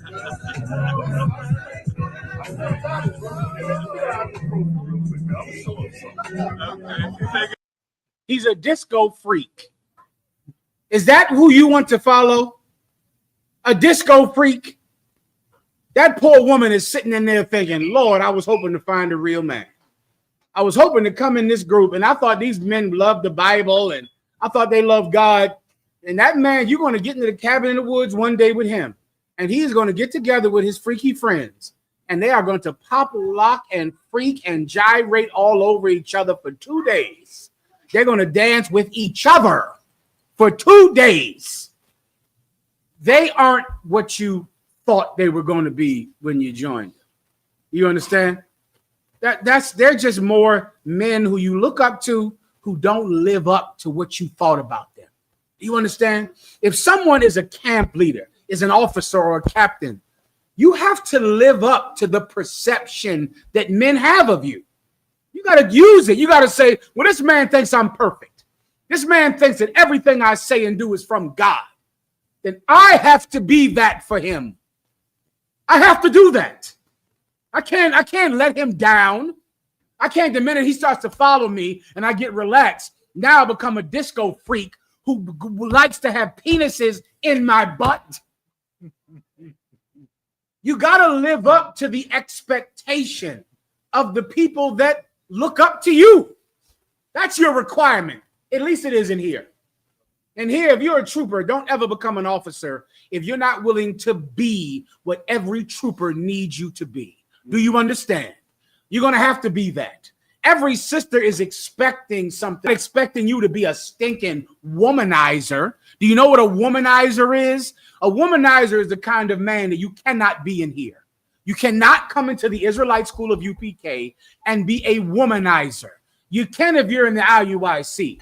You can if you are in the Christian church. You can be a womanizer. Someone look up that term womanizer and tell me what it means. If I have more questions, please give it to me, please. The comments are just having so much fun with it. They're asking why this bunch of men is standing around playing slow jams. Oh, the IUIC is a closeted gay group. I don't know what more I got to tell you about it. You were in that Sakari, and the man likes to have penises in his butt. In his butt. The brothers told me he put a poll out yesterday. I said he sure enough did. He likes a poll. I know. Shalom, sister. Be safe. Shalom, warrior. Oh, I know he like polls in the IUIC and the Sakaris. A pole in his butt. What do you have? Like I said, we got the Caesar Borgia video. Let me show you this. Let me show you what has now. And this is something Commander General Yohana also said 2 weeks ago. When we were young, Israelite groups of any kind, they never had the kind of sexual deviance that the Christian church had. Never. Even if you weren't in the truth, you at least weren't as decadent and as vile as a Christian. Now, Israelite groups outside of the UPK, you are just as vile and disgusting as T.D. Jakes and Eddie Long. You're the same now. Go ahead and play what you have. 31st, 1501, Pope Alexander VI and his son Caesar Borgia held a party at the Papal Palace in Rome, where they invited around 50 prostitutes. After the party, there was a competition to see which of the two of them could sleep with the most prostitutes. They also held a competition where a bunch of chestnuts were thrown on the floor, and the women had to see who could pick up the most chestnuts using only their genitals. If you're unfamiliar with Caesar Borgia, he is the man that Leonardo da Vinci based his famous painting of Jesus Christ on. On October 31st, 1501. Now everybody knows that Jesus Christ is really black, and that white picture is this white man, Samuel Borgia. Caesar Borgia had a contest with him and his father, who were the Pope. He was the Pope at the time, Alexander VI of Rome. And they both had a contest to see who could sleep with the most prostitutes. And the women had a contest to see who could pick up chestnuts off the ground using their vaginas. Picking up chestnuts off the ground. That is the father of the Catholic Church, which is the father of the Christian church. Sexual deviance is built into Christianity. It's part of it. Christians are people that act so righteous, and they have so much financial power and so much governmental power that their sexual deviance can be ignored. It must be ignored. Sexual deviance is built into Christianity. That's why you have Eddie Long, Jimmy Swaggart, T.D. Jakes, Kirk Franklin, all sexual deviants. Everyone knows about it. But what does the Christian church do? We all fall short. They accept it. Sexual deviance is accepted in the Christian church. Now, sexual deviance is accepted in you fake Israelite groups as well.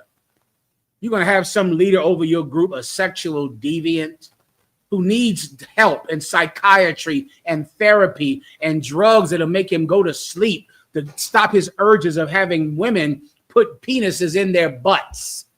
He needs drugs. He needs medication because he loathes himself. Don't you understand? Give me that Sakari video. That cat in Sakari hates himself. He wants the woman to put a penis in his butt to hurt himself because he hates himself. It's self-loathing. The Bible says that you cannot enter the kingdom of heaven if you are an effeminate. Them that would destroy themselves with mankind. Homosexuality is self-loathing. It's a man that hates himself so much that he needs someone to hurt him, to feel sexual pleasure. He needs to be hurt because he hates himself. The Sakari doesn't need to be in charge of one man or one woman. He needs to go to the hospital. He needs help. He needs to get help. He can't lead anyone. He has to be led. Someone has to get him into the hospital to get medication for his self-loathing. You have where I told you to start the video? Concert. Go ahead and play it. I'm into, right? And this is y'all saw text messages if y'all watched the video in regards to her and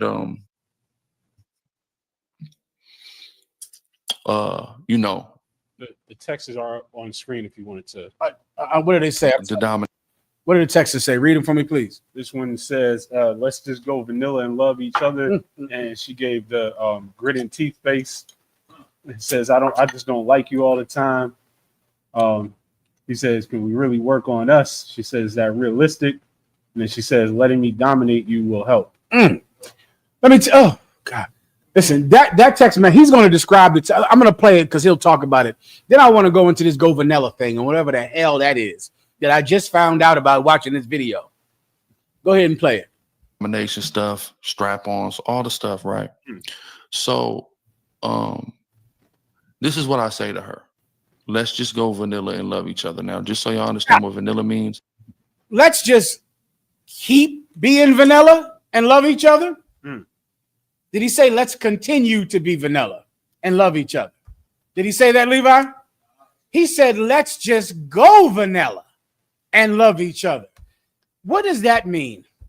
Means he's not vanilla right now, but he's asking her to go vanilla, meaning they're having sex with her, strapping a dildo on her waist and penetrating him in the butt. And now he wants to do what? Go vanilla. Now, who has ever heard of this term before today? I have never heard of that in my life about going vanilla. Ask the people online. They can answer anonymously because I have never heard of that. And you women need to be offended by that phrase. Go vanilla. Let me ask you a question. See if anyone has ever heard of it before, Sakari. I have never heard of it. Go vanilla. And then he explains it. I'm sorry. He's going to explain it. Play the video. My apologies. He'll explain what go vanilla is. You even got it up on the screen. He went and looked it up. Jesus Christ. He went and looked up go vanilla or what vanilla means. Go ahead and play him talking about it. Vanilla sex refers to traditional heterosexual sexual activities without any unusual or adventurous elements. So what am I telling her? I just want to go vanilla and love her. Sweetness, I know you like to pound me in the butt with a dildo, but you know what? My butt is getting a little sore and I would like to go vanilla. I want to go vanilla. Let me tell you women something in your Sakari. This is what I know about the Sakari women. It is some filthy, disgusting bitches in that Sakari group. Some filthy, nasty, vile women who are not real women. I want a woman online to tell me if somebody says that a man putting his penis in a woman's vagina is vanilla. What are they trying to say? And I want someone online to answer the question. Every woman outside of the Sakari should be insulted. You telling me that putting a man's penis in a woman's vagina is vanilla? That's vanilla? What are they trying to say about sex between a man and a woman? What are they trying to say about it? I know you know, sister. I'm about to go to you right now. Go ahead. Go ahead. That it's boring. They're trying to say, is that what you were going to say, sister?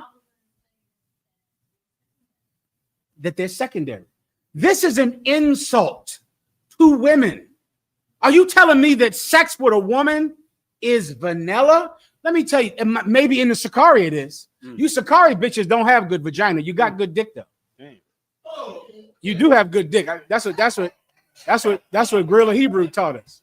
You Sakari women got good dick. I heard about it. But you don't have good vagina. Let me tell you sisters in the UPK something. There is no vanilla vagina in the UPK. None. The vagina in here is Haagen-Dazs. You understand me? Let's put this vagina in here is Haagen-Dazs. There ain't no such thing as vanilla vagina. Vagina is excellent.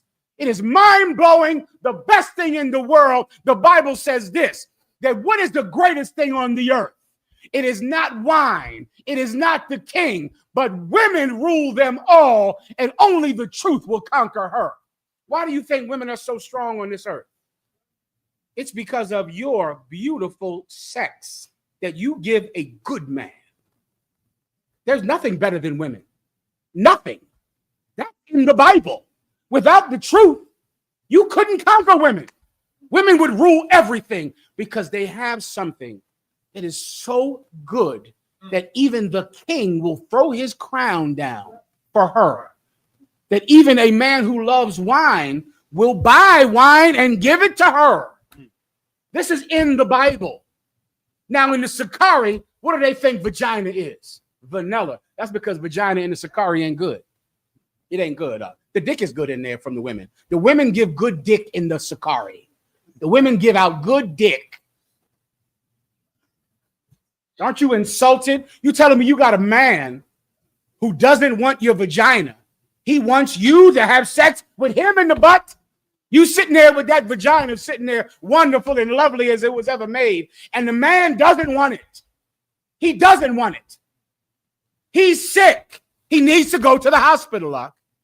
The woman is sitting there with vagina, with something that really rules the world. Vagina. It rules the planet Earth. It's the reason for drug dealing. It's the reason for bank robberies. It's the reason for fast cars and gold chains. It's the reason for everything that you see. It's the reason men go to law school and med school, and men want money because women like men with money. It's the reason for everything that you see.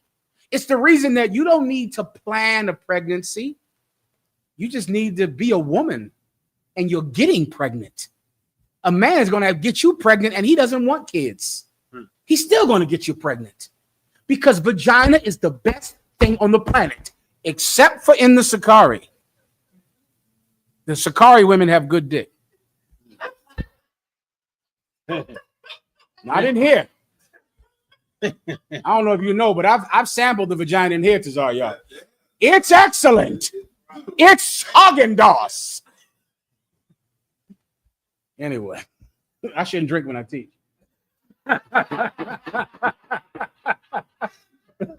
I got to stop. Anyway, Ben, otra vez, please. One more if you don't mind. One more, please, if you don't mind, boy. All right. All right, go ahead. I appreciate you, boy. Continue this video, sir. Oh, please give me a little more on the video, please. This is what she responds to me. So I'm being called a predator. This is the response I get to wanting to have regular sex with her. Just for the record. She said, I love you either way. I just don't like you all the time. What was the solution you had mentioned earlier? Because I mentioned a solution to our problems. I said, I feel the same way. I said, just really want to work on us. She said, how is this realistic? I said, I think it is. She said, what's the plan? I said, I need to cater to you better emotionally. This is what she says. This is how she says I can cater to her better emotionally. Letting me dominate you will help. Stop. Do you understand what's happening to this poor soul? He is being violated by this woman. She's violating him. And she said, I don't like you all the time. Now, that part you got to key on. I don't like you all the time. He's saying, listen, I need to cater to you emotionally. She's saying, letting me dominate you will help. Meaning, I don't like you. And what will make me feel better is if I can put a dildo in your butt more and more and more. Because then that will make her, it's what she does to him to get back at him. And he's like, please, baby, just let me cater to you. Baby, don't put the dildo in my butt anymore. I want to go vanilla. Let me just make you happy. She says, it'll make me happy to put that dildo in your ass more. She is violating him, raping him. And he doesn't know how to make her stop. He's sick and sad. You follow him. You follow that. He needs to go to the hospital. Baby, baby, please just let me cater to you. Nah, I'm putting this dildo in your ass. That's what I'm doing to you because I don't like you all the time. Now, We're going to play what he feels about that, what he thinks about that. Keep going. There's text messages that are being used to make me look like a predator when I'm literally in this thread, in this particular instance, a man attempting to fix and save my marriage. Stop. Listen, and she's he is opening his soul right now because he wants your forgiveness and your mercy. He is not the predator. That woman is predatorizing him. He wants her to stop putting a dildo in his butt. And she won't. She won't stop. He's saying, baby, let me cater to you emotionally. No. I'm putting this dick in your ass. That's what I'm doing. I'm not doing that. And he's crying out saying, you calling me a predator when I'm trying to fix the marriage. I'm trying to make her stop. She won't stop putting the dick in him. She won't stop. He's right. He can't lead anybody. He needs help. He needs someone to say, go to the hospital, go get some medication. Gracias. Go get some help with your problem. Continue. telling me that's going to help cater to her emotionally.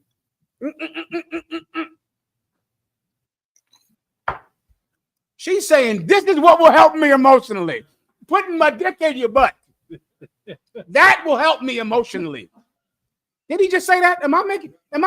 Listen, if I'm stretching this, exactly like Sakari like to get stretched. If I'm beating this point home, like Sakari like to get beat home, then you gotta tell me. Because okay, I've watched many tapes and broken down many videos in my time. I don't see another way to break this down. Right. I think I'm just translating what he's saying. Yeah, this is what he's saying. Levi. Maybe I should do a poll. He does. Sakari does polls. Do the hell out of them. Keep going. So just so you guys understand the context of where some of this stuff is coming from, she's asking me to participate in this, though I'm telling her I don't want to. I want to have a normal sex life, but I do want to cater to her emotionally. And this is what she's asking me to do in order to help her be catered to emotionally. Keep going. And this is why it's very unfair for the inner workings of a marriage to be exposed to the world, because there are so many aspects of it. There's so many things and nuances that are not being dealt with or discussed or understood or need to be.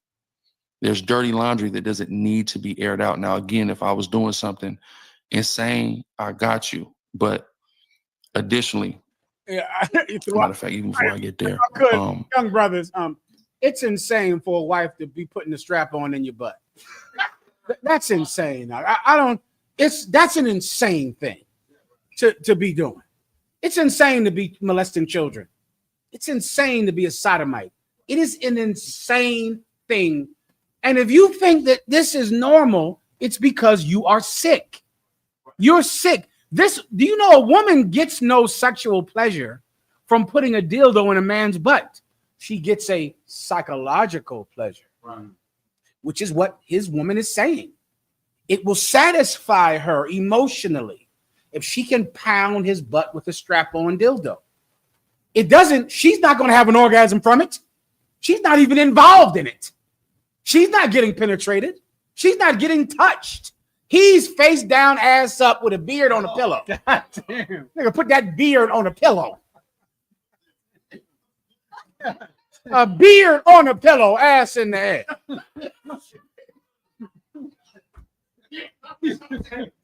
Listen, I ain't calling it pegging. I don't know what that shit is y'all like to say.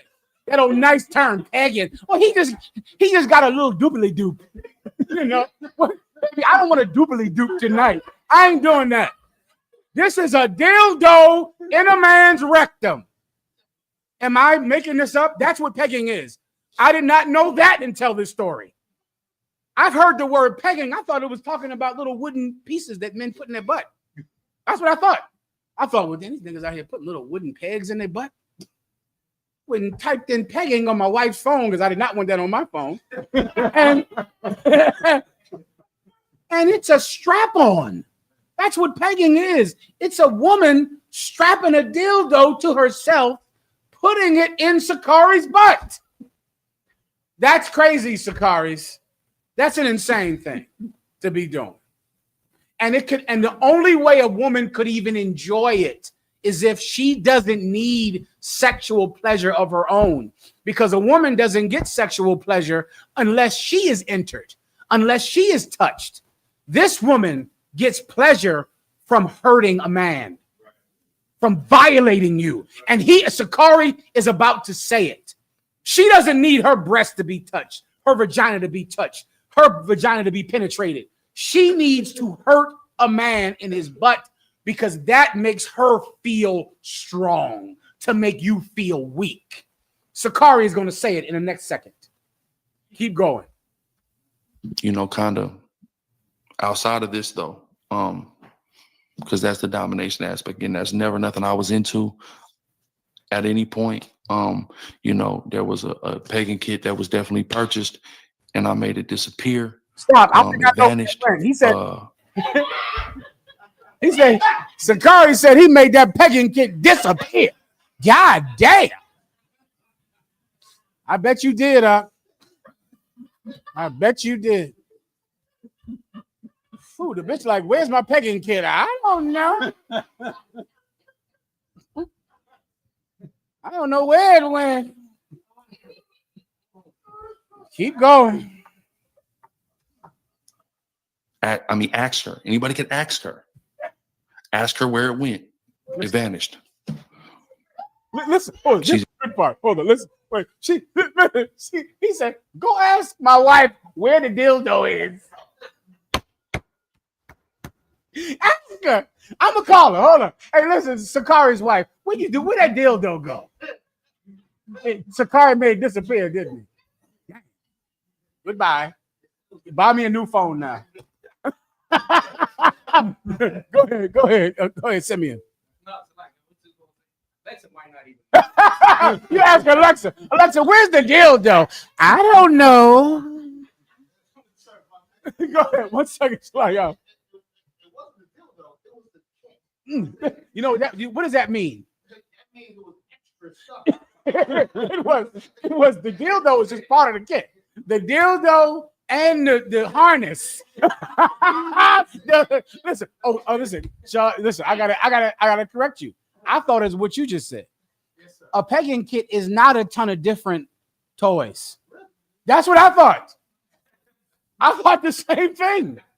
A pegging kit is the strap on, the harness, and the dildo. It is not, when you hear about it, you think like it's an assortment of, you know, a doorknob, a cucumber, you know, or a carrot, right? When you hear the term, it seemed like, I looked it up, they call it a kit because it's a dildo with the strap, with the harness. I looked it up. I'm telling you. Let me move on. Go ahead. Sorry, where are we at with the time? Oh, shit. Okay, we have. He's asking me. Go ahead. Oh. Come. Mm-hmm. Where to go? I'm playing stupid. Wait. Rewind a little bit. The bitch, and then she like, where's my dildo? You don't know where it is. He said he was playing stupid. Yo, he's being abused by this woman. The woman come home from work like, where's my dildo? He said, I don't know where. I don't know. The man did not have enough self-respect to just say, bitch, I threw it away. You ain't plugging up my ass with dildos anymore. He couldn't even just reject it. Let's say if he wants to go vanilla and stop being rammed in the butt with a dildo, you can't just say to the woman, I'm not doing that anymore. He can't even do that. He can't even say, no, I took the dildo, I threw it in the trash with the strap. He can't even do that He had to lie to her about where the dildo went. He is being abused. He's being abused by her. And he can't stop her because he is not a man. And that bitch is not a woman. She just wants to hurt him because it makes her feel good to hurt a man. I'm sure she's been raped. I'm sure she's been molested. I'm sure he had a mother that must have been the most terrible monster in the world. His mother must have just been an animal, so that he needs to be abused by a woman to feel good. Keep going. Play it one more time when he said, I played dumb when she asked me where the strap-on went. Keep going. She's asking me. Video of a pegging kit, a picture. A picture. Yeah, put that picture up on the screen of what a pegging kit is. I hope I didn't delete it. I'm sorry I had to send it to you. Keep going.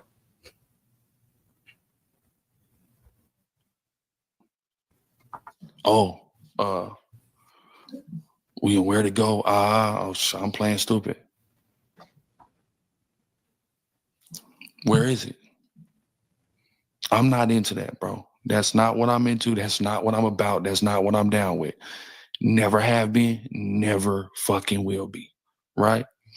So I don't want that on my jacket. I've never done it before. And he also said, let's go vanilla. She refused to go vanilla. She needs to dominate him. When she asked where the strap-on was, he played dumb and acted like he didn't know where it was. Why was she asking for it? Why was she saying, where's the strap-on at? Because that was nighttime, when they were in the bed and it was time for sex. And she said, where's my strap-on at? He said, I played dumb. I don't know where it is, baby. I guess we got to have that old stupid vagina tonight. I guess we got to have that old vanilla, boring vagina. I guess you'll have to give me some of that boring Sakari vagina tonight because I don't know where the strap-on is. He's lying. He knows where it is, but he can't tell her. And he can't tell her that he doesn't want it. He can't even say that to her. He has to lie about getting rid of the strap-on. Also, he didn't say he threw it away either. I don't know if you noticed that. The strap-on, he still has. He hid the strap-on. He didn't. Is in the bed. He took that strap. He probably put it down at the Sakari headquarters. You go down to the Sakari headquarters. You think that's this right here. You go down to Sakari headquarters here. Don't touch their ram's horn down there at the Sakari. You better wash your hands. If you blew the trumpet down there at the Sakari headquarters, you blew that trumpet down there. You sure enough blew it. You damn sure did.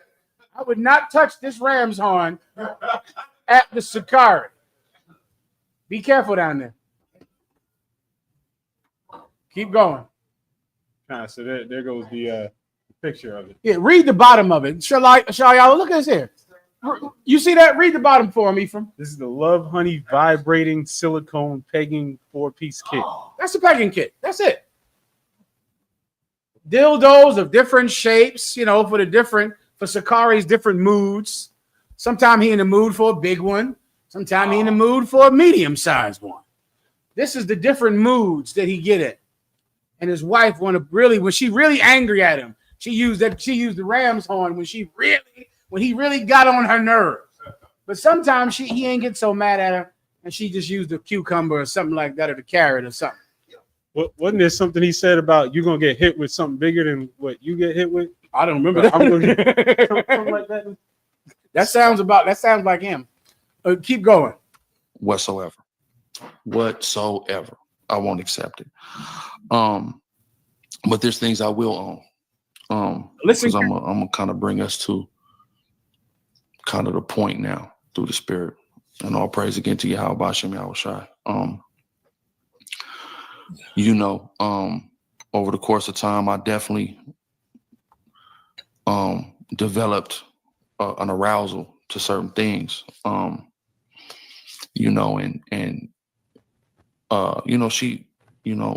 got a mouth on her, and I like that about her, right? Come on. I like women who got mouths on them. Come on. Always have since a kid. Come on. The girls in the hood with they had the mouths. I always liked that. Mhm. And there's through that, she. I ain't even gonna do that.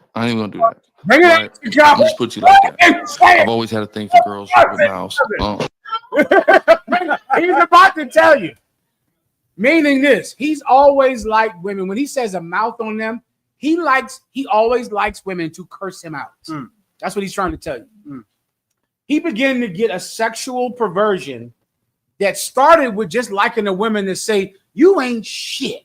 You no good nigga. You dirty mother effer. You ain't never gonna be nothing. You better look into that mom of his. I'm telling you professionally. You better ask if you in the Sakaris and this is your brother.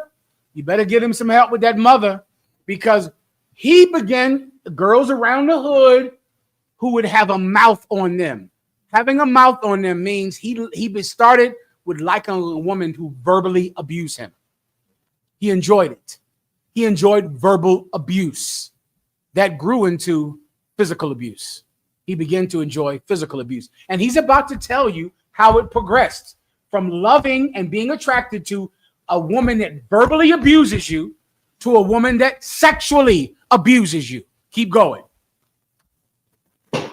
And just kind of through that, over the course of time, I kind of developed this weird fixation on, kind of certain relationships. It's just, just the idea of, a black woman trading on us. Like, first I was angry about it. Then it kind of became a fixation. Of a black woman trading on us. Let me go and tell you what he's talking about. From a woman that would be verbally abusive, then he began to like a black woman who would have sex with white men. First, he hated it, the thought of a black woman with a white man. Then that hatred turned into him needing for his wife to have sex with a white man. Earlier I said to check on his mother, right? What was his mother was a white woman that had sex with a black man, and now he wants the reverse. He wants a black woman with that mouth that's calling you no good, that's saying you ain't shit with a nigga, you ain't nothing. He wants to see a white man have sex with her. It started with hating it. Then it just grew into liking it. Then it grew into him being the black woman that is the one that's getting the dick. Him.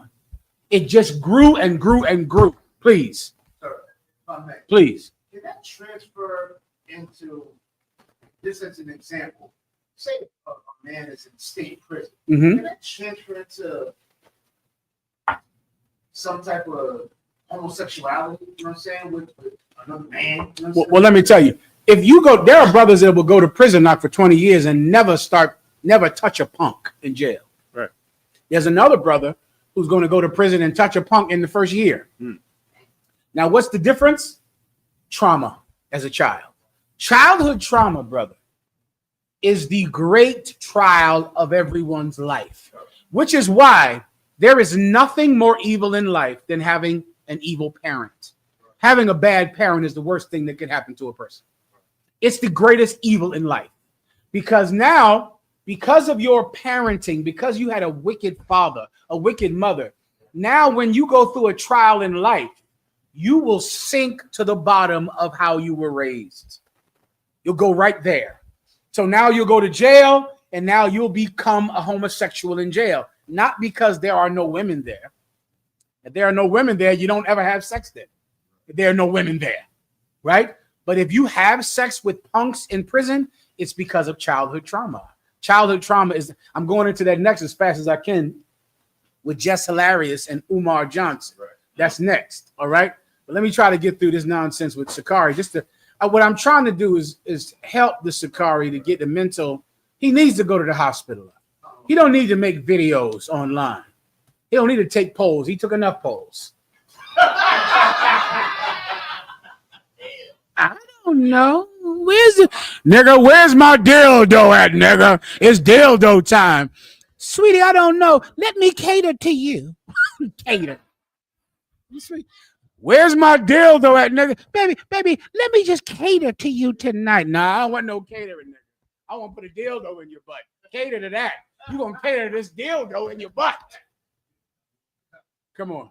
How do you think in this matter after receiving truth of one person?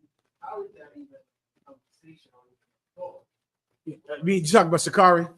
Sakari was never in the truth. Yeah, so these fake girls would like to tell you they were in the school a lot. That was student, young man, so-and-so that came to the class for a week. They were never even in the school. They spent so little time, like Nate. Nate never did anything that where you would know his name in the school and then left. They never stayed in it long enough to get rooted in it. Christ talked about that in the parable of the sower. They leave out the minute the sun shines, they burn. They're not here long enough to ever get rooted in the school. But the minute they leave, their biggest claim to fame is that they used to be in the Israelite school of UPK. They start a whole other Israelite group with the authority of, I used to be in the Israelite school of UPK. You go ask somebody about them. I don't know who the hell they ever were. Nobody knows them. They were in and out. They were halfway in here, halfway out in the first place. You understand? Go ahead, please. I gotta get to Umar Johnson and the other broad. I forget her name. Go ahead. Okay. Frankly, I was aroused by it. And that's just me being totally fucking transparent with y'all.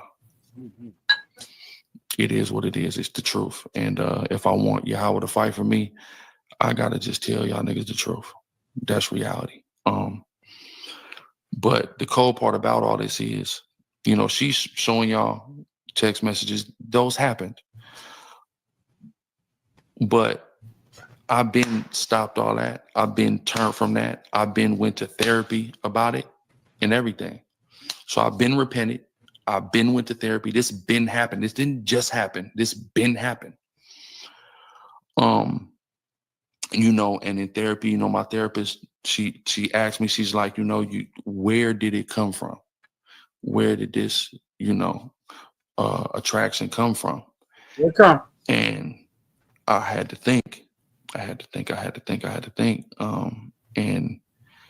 I realized it's really like anger driven.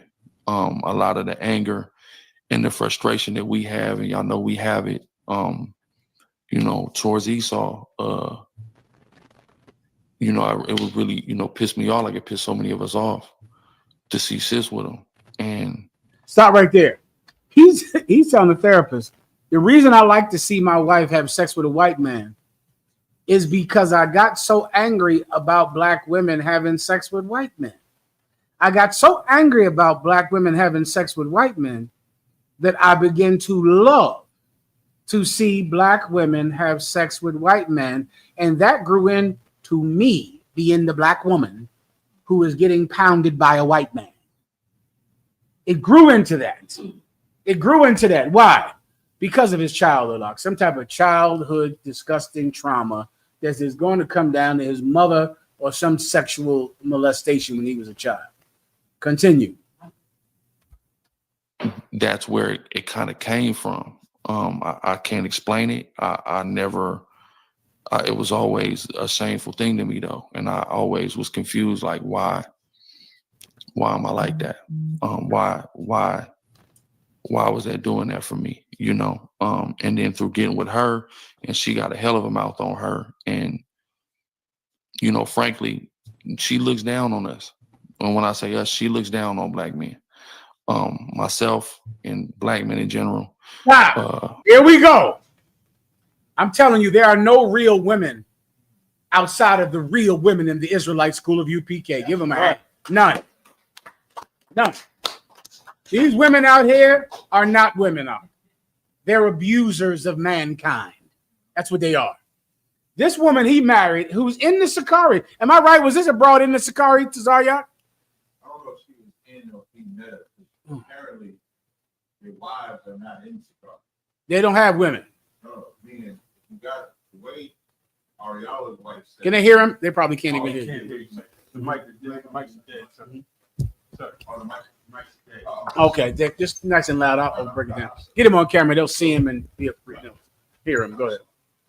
So the way the girl from Sakari explained it when she came on Clubhouse is that the men are in Sakari. Okay. The women are just married to the men in Sakari. So do the women have to keep any rules, anything like that? She didn't go into detail with that. She just said it made it seem like the women are not a part of Sakari. They just married to the brother in Sakari. That's what she said. I mean, that should have gave someone some concern. Come So you tell me you got an Israelite group where it's just me and the fellas. No women are in it. I know you don't want any women in it. I know. Do you know how many homosexuals are probably in that Sakari group? Sakari was saying it. Sakari was saying to Zaryak, showed me how other members of his group got best friends as gay men, being with gay men. That place is probably full of homosexuals, just like the IUIC is full of homosexuals, just like the Christian church is. Why? Because the Christian religion was created to be a haven for sexual deviance, just like Caesar Borgia and the parties with his father and the prostitutes. That was the point, to have a place where homosexuals and deviants could hide under the cover of religion. Could hide. Sakari grow him a full beard. At night, that beard is placed down on the pillow, getting wailed on by a woman with a strap on. Please. So to that point, that cat Ariala is trying to make posts joining in the attack on us, but he's still attacking us. To this second, sir, he still has on his page that he liked the Philadelphia Gay Parade. Wait, what is he talking about us for? Nobody is tearing up our butts with dildos. He talking about us. You mad at us? What the hell did we do? Wait a minute. In your group, you getting dildos in your butt. White men having sex with your women. You're mad at us about it? Okay. I don't know. But it's good vagina in this school. That's what you brothers of Passover is coming up. Give yourself, let me tell you something. At the Passover, there are going to be women with white corsages. You single women out there, you buy a white corsage at the Passover. Captain Mashak sells them for a donation. A white corsage signifies that you are a single woman that is of marriageable age and you are open to a courtship. You buy a white corsage. Brothers will see that white corsage. Please believe they're looking for it. They're scanning you like looking for the corsage, like a goddamn homing kit, like a homing device. They're going to see it. Then they're going to habla con su líder de capitán. They're going to talk to your camp leader because they saw you with a white corsage, and they're going to, because you're so beautiful and you're so kind and you're so righteous and so intelligent, they're going to talk to your camp leader to marry you. If she has a red corsage, that means she's married. And you walk the hell away with a salute, shalom, good to see you, sis. A hug, thank you, and you get the hell on out of there. If she has a white corsage, then you can talk to her and ask her who her camp leader is. And you go to her and you say, who's your camp leader, sis? And then you habla con su capitán, líder de capitán. You talk to her camp leader, all right? That's it. Gracias, right? So you do that, and let me tell you something. These women in here are real women now. You know, they ain't gonna want to go into you. That ain't what they're here for. They ain't gonna want to put a dildo in your butt. They don't need to violate you to feel like they are strong. They don't need that in here. They want a man. They don't need you to be in dance battles either with your homies. And they don't need you to embarrass them. Can you imagine your wife seeing you getting in a full-out dance battle with Shemawa Allah, y'all two face to face, y'all nose to nose, like he right here, Shemawa Allah right here, like y'all getting it on. Nah. You see that woman? Her face was like these. Let me tell you something about women in the UPK. Women in the UPK have a extra sensory perception for what is masculine and what is not. They know. They know. I'm telling you, they know. They always want to marry the same brother. and I'm telling you why. Because they look at a brother and they see weakness. And they can tell. And before you know it, they like, that brother is all right, but he got a little softness to him. So we're not going to marry him. We're going to just all marry to Zaryak. And then we ain't got to have no problem. We know we got a real man. Give him a hand. It makes it simpler that way. I mean, they don't want to gamble. Let's just all marry to Zaryak. At least we know we got a man. At least we know he ain't going to have his beard on a pillow asking for us to tear up his backside. Shit, just marry. Everybody married to Zaryak. Let's just and let's be done with this whole thing. All right. That way you can be sure. You can be assured of proper service. Once again, Zaryak is excellent. There are many excellent brothers in the school. I'm trying to tell you, women can tell. They can tell. They can look at it and tell. Women in the UPK, they're here because they see real men here. That's the point. That's why they chose this place. Women that choose Sakari are women that see weakness and want to predatorize weak men. They want to hurt weak men. Women that choose the IUIC, they see they're weak and they want to predatorize a weak man. Keep going. I got to roll. Okay. General Q put a comment. I feel like there's a story behind this. Go ahead. He said he never met Captain Shapar Napash and them Niger 304s. Niger 304s. I can't recall. I forgot so much though. I just don't remember. Niger 304s. Captain who? What's his name? What's the name he said? Captain Shapar Napash. Shapar Napash. I know him, of course. It's jogging up. Slight memory, but I don't know. General Cabal, you got to explain. I just probably forgot. Go ahead. Okay, you want me to continue the video? No, I think y'all got it. He's going to cry at the end of this like a baby. He's going to just start crying. Play the crying.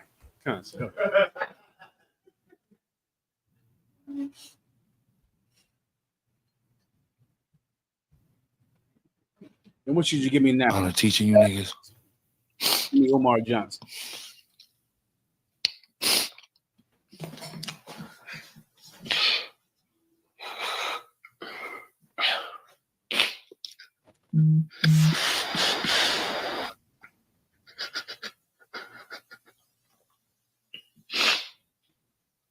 Very sensitive man.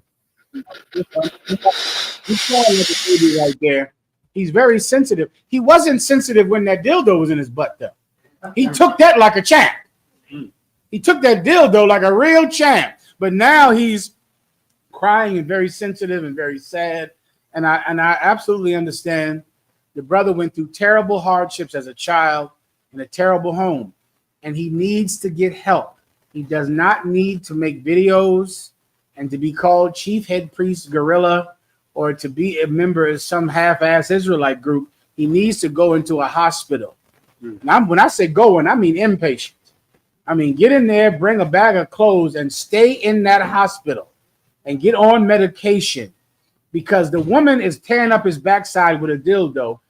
He's telling her, I want to cater to you. She says, no, I want to put a dildo in your butt. Then he lies and says he doesn't know where the dildo is when she goes to look for it. He needs to go into the hospital. He don't need to be a member of nothing. He needs to get into the hospital. He has health coverage. He's an American citizen.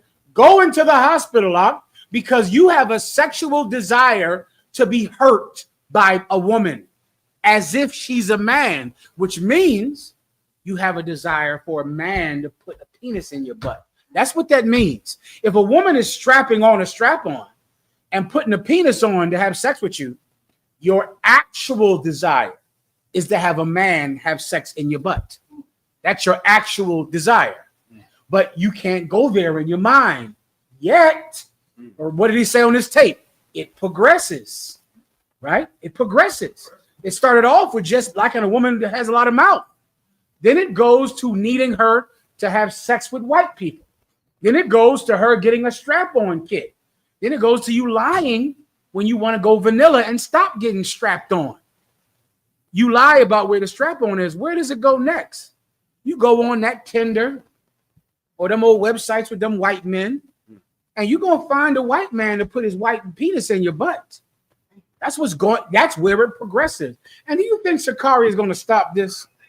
Are you out of your goddamn mind?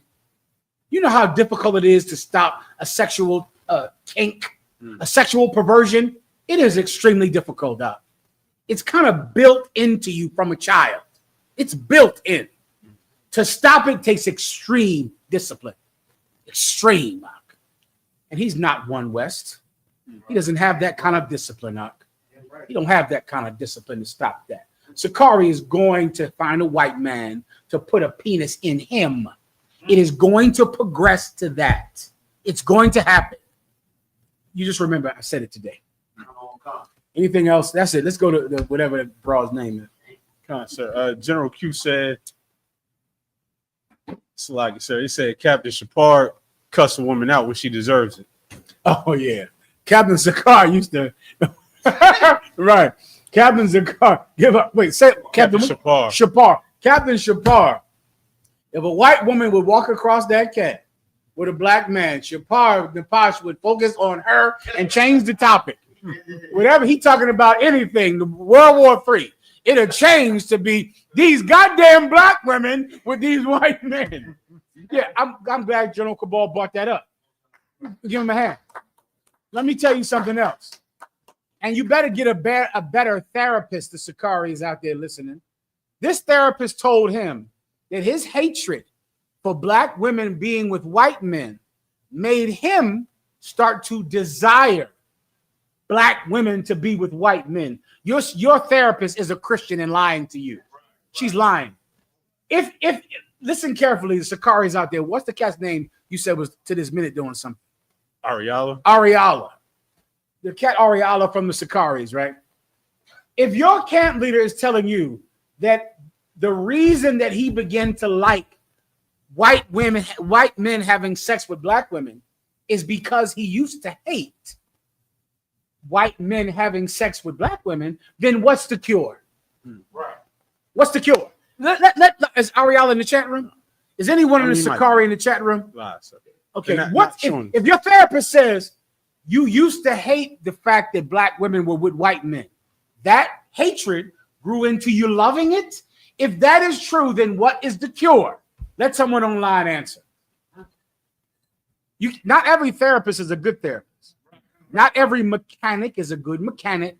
Not every doctor and lawyer is a good doctor and lawyer. You got to find a good one. This therapist is saying that you're racist. And because you're racist, now you love white men to have sex with white women. That's a terrible therapist. If you hate it, then you ain't not. I'm sorry, sister.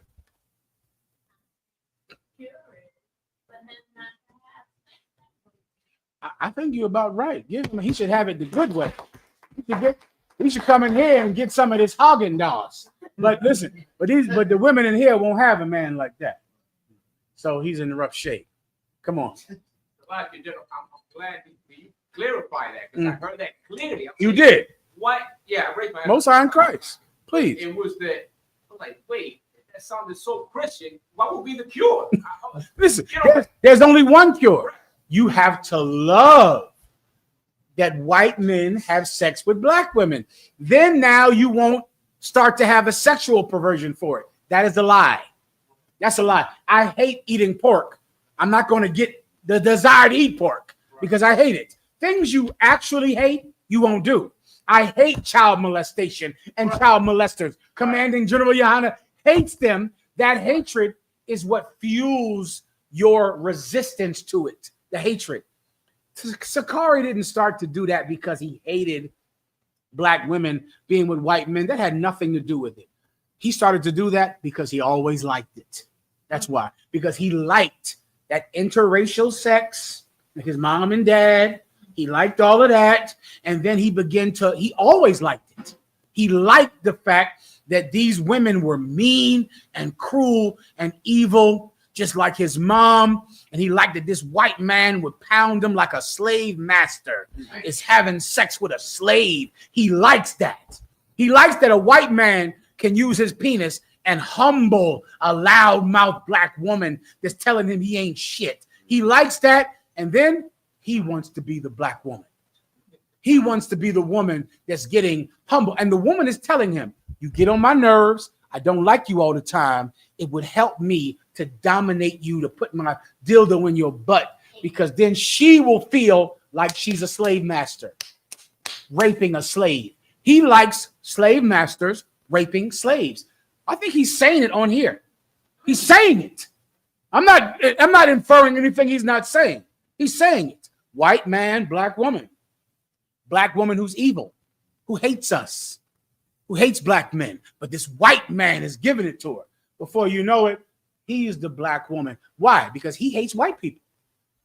He hates white people. And so now this white man who he hates is putting his penis in his butt, pounding him in his butt, and he's getting humbled by it. He enjoys it because he is a homosexual. I don't know how it could be argued any other way. Anything else? All right. Cesar, you got it. Here's your cash, y'all. I appreciate it. You're welcome. Just so I don't forget. Go ahead. All right. Let me go to the Just Hilarious. Let me give you where this starts at.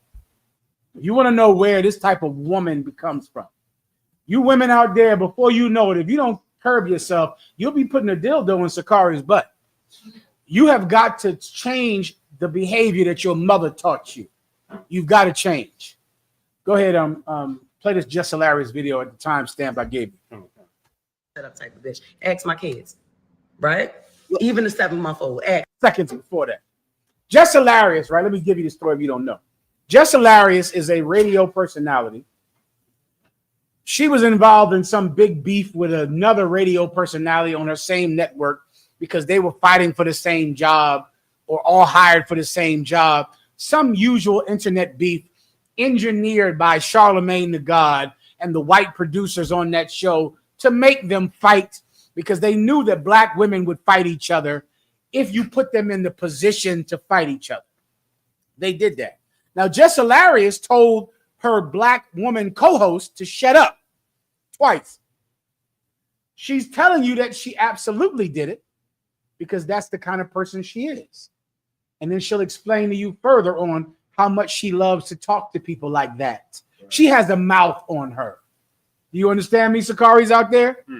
Just Hilarious has a mouth on her. Keep going. I told her be quiet the next day. Charlemagne texts me and he says, yo, don't tell her be quiet. You tell her shut up. Play into that narrative of y'all beefing, y'all not liking each other. Why the fuck would we do that? But I'm like, you know what? All right, cool. She cool with it. I'm cool with it because I'm not a be quiet type of bitch anyway. I am a shut up type of bitch. Ask my kids, right? Even the 7-month-old. Ask them. Charlemagne the God called her and said, don't tell her to be quiet. Tell her to shut up. First, she doesn't want to do it. Then she says, okay, I'll do it because I'm a shut up type of bitch. Ask my kids. This is where a woman with a mouth comes from. Because you have a mother who always tells you, shut up. You no good nigger. You ain't shit. You dirty spick. You're nothing. You're nothing. And your mother talks to you like that. Then later on, you're in the Sakari getting a dildo in your butt. That's where it starts. Keep playing. So then give me more about Ask My Kids. Oh, ask her. So then I asked again. I'm like, all right, so she's gonna be the fourth host. That's what it is. Ask My Kids, I think. Type of bitch anyway. I am a shut up type of bitch. Ask my kids, right? Even the 7-month-old. Ask her. Oh, you hear that? She said, sister. She said, even the 7-month-old. Ask her. She goes to a 7-month-old baby. Shut the F up. Shut up. A 7-month-old baby. And she's telling everybody about it. You see, she has a mouth on her. You see, this is where it comes from. And you don't know what you're doing to children. Sakari's mother was doing this. He was doing this. And he just hears some woman berating him. berating him. And you women out there, you think that a child is simply your thing that you can do and say whatever you want to. You think a child is like your possession. You don't look at a child like a human being. And am I speaking about black women? No. White women do it worse, far worse, which is why white men grow up to be murderers. And white men commit genocide because they had evil, drunk mothers, evil fathers. There is nothing worse than a white father who doesn't leave. Who doesn't. You think you're in bad shape because your father left, don't you? If you were white, you'd be in bad shape because your father stayed. Because a white father is beating these children in a way you don't understand. I mean, breaking their limbs, beating them, taking them out to the woods, tying them to trees all night. You can research what I'm telling you. White fathers think they're making you a real man by physical abuse, sister. Give him a hand. Yeah, Melinda, yes. That's white fathers. These white people are so abusive to their children, and they raise genocidal maniacs. I can imagine what Donald Trump's father was doing to him. Oh my God. That German father he had probably did things to him that'll make you feel sorry for Donald Trump. Well, here's Jess Hilarious. She has a mouth on her. She tells people to shut up, even a 7-month-old baby. Now, what does that create in our community? In the Black and Hispanic community, you're going to have people that are just as cruel as white people. White people are cruel because they're raised to be cruel. They're raised like that. That's how they're raised, to be cruel. They join Greek fraternities. In these fraternities, what do they do to you? Beat you with a paddle, drown you and kill you. And now you have a black fraternity and you beat them with a paddle and drown your people and kill your people, all trying to be white. Child abuse is white. Child abuse is a part of white culture. It should not be a part of our culture. We shouldn't be people that abuse their children, that abuse their children, that go to a 7-month-old and say, shut up, you mother effer. Shut up, you nigger. Also, you can feel like Sakari's wife feels when she puts a dildo in his butt. Right. She feels strong. Even this Jess Hilarious. You watch this video when you go home? Jess Hilarious feels so strong by telling this black woman to shut up. Yeah, I told her. I said shut up. That's the only way she'll hush. I did that. I said shut up. She feels so strengthened by it. So strong. As if it took strength to tell someone at work to shut up who doesn't want to lose their job. As if that makes her strong. Let me give you how far it goes. Give me Umar Johnson. Umar Johnson this week. He has daughters. Do y'all know about Umar Zadok? Do you know about the Umar Johnson situation? I'm gonna break it down to you. Do you know who Umar Johnson is? Okay, Umar Johnson is this cat. He's a blackity black speaker. He's not a. Is he a real doctor? Do you know? Go ahead. What does he have a PhD in? Boy, oh boy. Listen, they ain't making doctors like they used to. Because Umar Johnson he's completely inarticulate. I saw one video where he said, when I go to court, I'm bringing white man's paperwork. White man's paperwork. That doesn't sound like somebody who's educated. White man's paperwork. Please. I know somebody that goes to the school he went to right now. They completely do their best to distance themselves. But he did get the degree. Concept. Woo! Y'all better make it a little harder to get these degrees. I'm going to court. I'm bringing white man's paperwork. He's a doctor? Fine. No problem. Well, anyway, this week he had a daughter, I think 2 daughters, that came out online. They're telling everyone, I'm sorry. One came out online saying he was a bad father because he didn't come to see her. He didn't visit her. He paid child support for her since she was born, but he didn't come see her. And so she's online chastising her father. speaking evil of her father, trying to embarrass her father. She called Captain Desariac, trying to get us to give her money, $1,000 for an interview. For what? No, thank you. Are you out of your effing mind? Desariac texted me. He said, I don't want to give her a damn penny. He was right. She wants, all this money to talk to some kid who hates her father, who paid for her, who gave her mother money every month. She makes a video. I wish I had the video. I didn't give him the video when she was talking. Oh, it was a rough one. I wish I had that one first. If you could, give me the one when she said, expose black men, make black men accountable. She made a terrible video attempting to shame her father because her father didn't come see her. When you watch this video, you're going to understand why he didn't come to see her. Let me tell you, brothers, something out there. A judge can order you to give up your money. A judge can take your paycheck, but a judge cannot take your self-respect. That belongs to God. Jesus Christ said this, brother, render unto Caesar what is Caesar's. Whose face is on the money? Caesar's face is on the money. A white president, his face is on that money. Then give it to him. But render unto God what belongs to God. My self-respect belongs to me. Let me tell you something.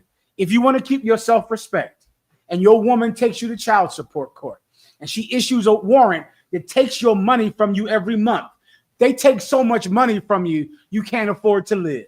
You can't afford to get an apartment. You can't afford to have a life. Pay that money and never go to see that child. Never walk through the door to see that child. Never go to the park with that child. Never ride a bike with that child. Don't teach that child to ride a bike. The judge didn't issue that in the order. I gave the white man what he wanted, but my self-respect, I'm giving to God. I'm not going to see some child whose mother is taking me to court simply because she found out I had another woman. Don't you know that's why that bitch took your father to court? Because she found out he had another woman. You've been paying for the child, going to see the child. Let me tell you something else, Umar Johnson and brothers like you. If you would have knocked on that door to come see that child, who knows what would have happened? You've been through this, right? Right. You're paying child support for the child. You're paying. You come just like the judge said. You knock on the door to pick up the child. You better come closer so they can hear you up. You come to the door to see this child who's taking half of your money, and you living with your mother because you can't afford an apartment. You go to see the child. What happens? Oh, no, you're going to jail. You're going to jail. You're going to jail. Because you don't have the money for the child support. You're behind in child support. So when you knock on the door, the mother calls the police because you're behind in child support. Don't you know that's why your father didn't come around? He had a warrant. He couldn't come see you. Your mother or your grandmother would have called the police on him. So then he struggles with that. He still wants to come by. He's trying to catch up in his child support. He's trying to convince your mother to not call the cops. Well, listen, baby, if I come by, I promise I'll bring something. I promise I'll do this. He's trying to talk her into mercy, kindness. He can't. He has to just come by and he could get arrested. You know, some of you dumb brothers are doing that with a bitch that has what's that thing when you order of protection? You go argue with a woman and she gets an order of protection against you because she lies and tells the police that you hit her when really she hit you and you were defending yourself. What does that same woman do next week after the order of protection is issued? The woman who gets an order of protection against you, she tells the police you hit her. The police say, if you come within 100 feet of her, I'm putting you in jail. What does that same bitch do next week? Let the sister answer. No, she doesn't. You don't know because you're a good woman. You would know this because you're not like this. Levi, but you got to let everyone online hear you, unless the people online can answer. So remember, the woman got an order of protection. The order of protection says you cannot come within 100 feet of her. She got it against you. If you walk in that house, you get arrested. What happens, Levi? She called you to give her a massage, sir. So she calls you to come have sex with her, sister. That's what happens, Levi. She calls you on the phone, and she says to you, come over. She says that. And guess what? You got kids with her. You want to see your kids. And she tells you, come over. And because you are weak and stupid, you go over there. And as you're there, you know what you're thinking? I'm over here so she won't call the cops on me. Well, she's going to go through your phone when you go to sleep. And when she goes in your phone and sees you're talking to another woman, that woman who she calls the cops and tells them that you're over here. Even though she called you, she told you to come. She said to come. She works an argument out so you can argue. Even though she's the one that said, come over, come see your kids, come have sex with me, come give me a massage. A massage means sex. Are y'all kids unaware of that? The kids understand that that's what a massage is. A massage is foreplay to sex. But you know that already, Shalai, y'all. You a grown man, I see. You know. Okay, I'll come give you that massage, all right. Here I come. Go ahead. Salaki, you know that's what I would say. She's going to do it after the fact. Yes, after the fact. Yeah. I see you're grown too. After the sex, after everything is over, then now as you're there, you got to walk on your P's and Q's. Be careful because she'll call the cops and you're there and she'll get you arrested. This is what black men have been going through. Play Umar Johnson. Play. Now, so this is what happened to him. Keep going. Oh, you got the daughter. Go ahead.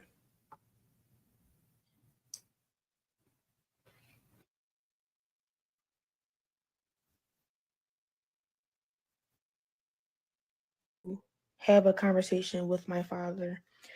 My biological father is Dr. Umar. He has another daughter. I tried to contact him about, getting to know my sister on my dad's side. I asked him if he knows her or if he has her number. He ignored me and never responded. I'm 22 years old now. My dad has never been to anything important, no graduation, no birthday parties, nothing. He has not been in my life. Again, I'm not making this video to bash him. I'm making this video to state facts. Okay? Right there. You can't get. She's bashing him. This is bashing him. This is bashing him. He didn't come to your events. He paid that money to put shoes on your feet. He gave the majority of his paycheck to your mother because that was the only way he could stay out of jail. He gave you money. He didn't go see you. Brothers, don't you ever go see a child if her mother puts you on child support. Right. Don't go see that child. Keep your honor. Keep your self-respect. If you go see her, then they belittle you. This same little girl in front of your face belittles you and emasculates you. And you go, well, baby, I'm trying the best I can. You tell that to a child. A little girl, you've been down on your knees. Well, baby, I'm trying to come see you. You didn't get me anything for my birthday. All you gonna get me is that little thing. You didn't get me anything. Her mother has poisoned her mind against you. So now every week you walk through the door with a goddamn teddy bear to a mother, a grandmother, and a child to treat you like you are filth. You know what happens years later? You find a woman to put a dildo in your butt.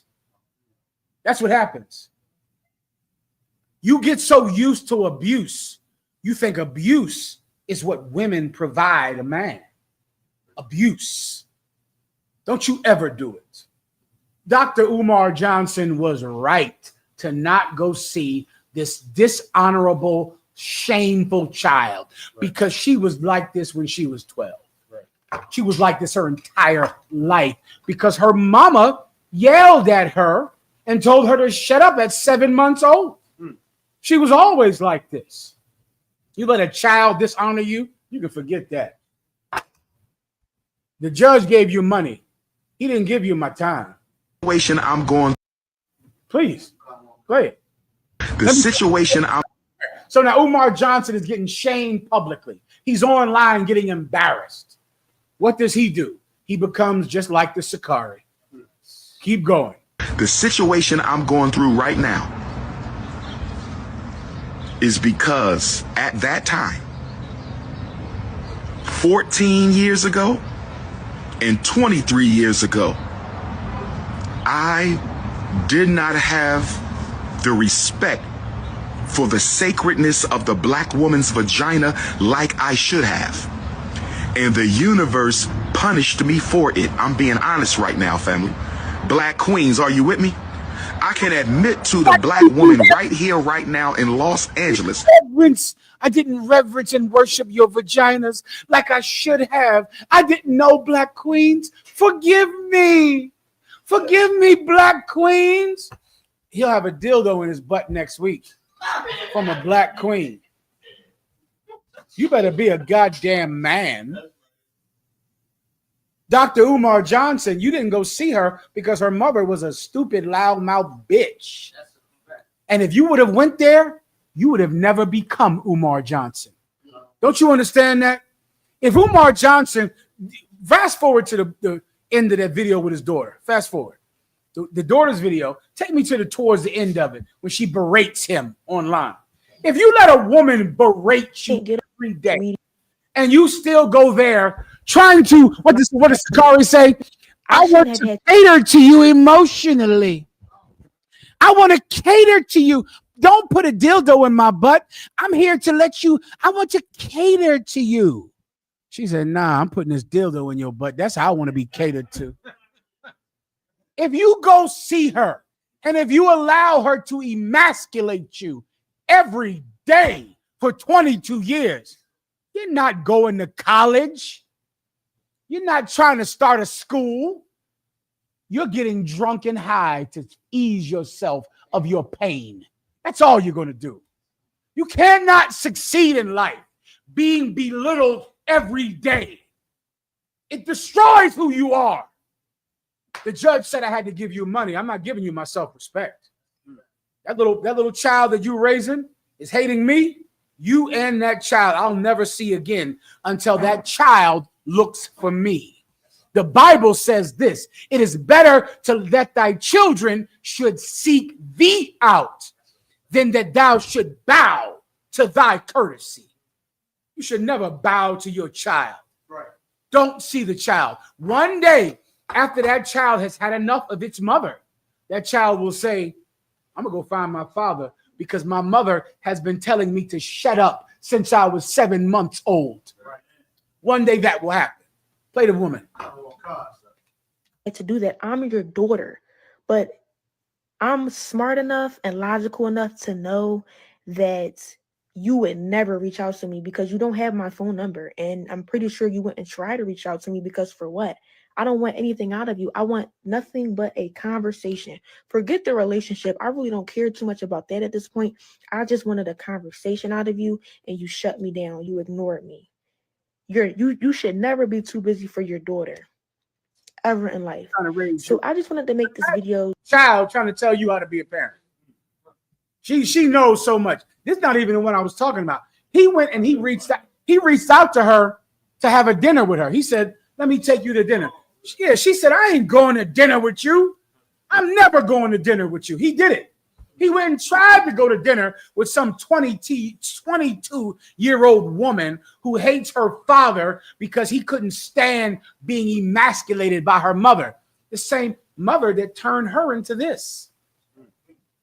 Umar Johnson, it was not wrong. And not only was he not wrong, if he would have been in her life, if he would have been in her life, he would have never become Umar Johnson. He would have became your father, who was drunk all day, loving you, wishing he could see you. Some of you saw your fathers like that, didn't you? They were so drunk and high, you might see them walking down the street and they just always feel like beggars.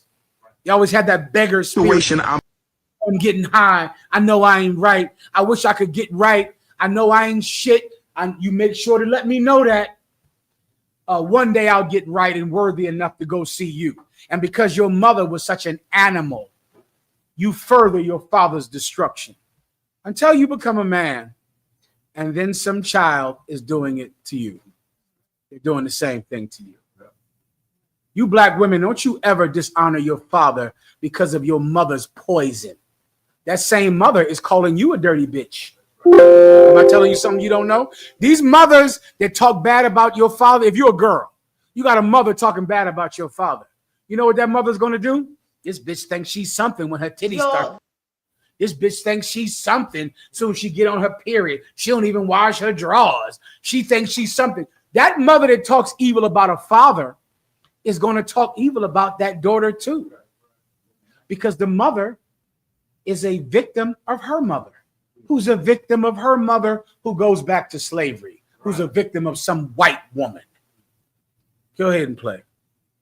This is what my dad responded to me. Good evening, princess. Although I am very disappointed in your online behavior, I want to have lunch with you and your mother next Thursday or Friday. Please have her text me the day, time, and location for our meeting. You deserve to hear all of the truth from us together. We have much to discuss. I look forward to building the relationship with you that she never allowed us to have. With love, your father.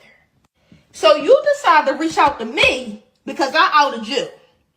You had all this time, you had all these chances to reach out to your daughter, but because I outed you on social media, now you want to sit down for lunch?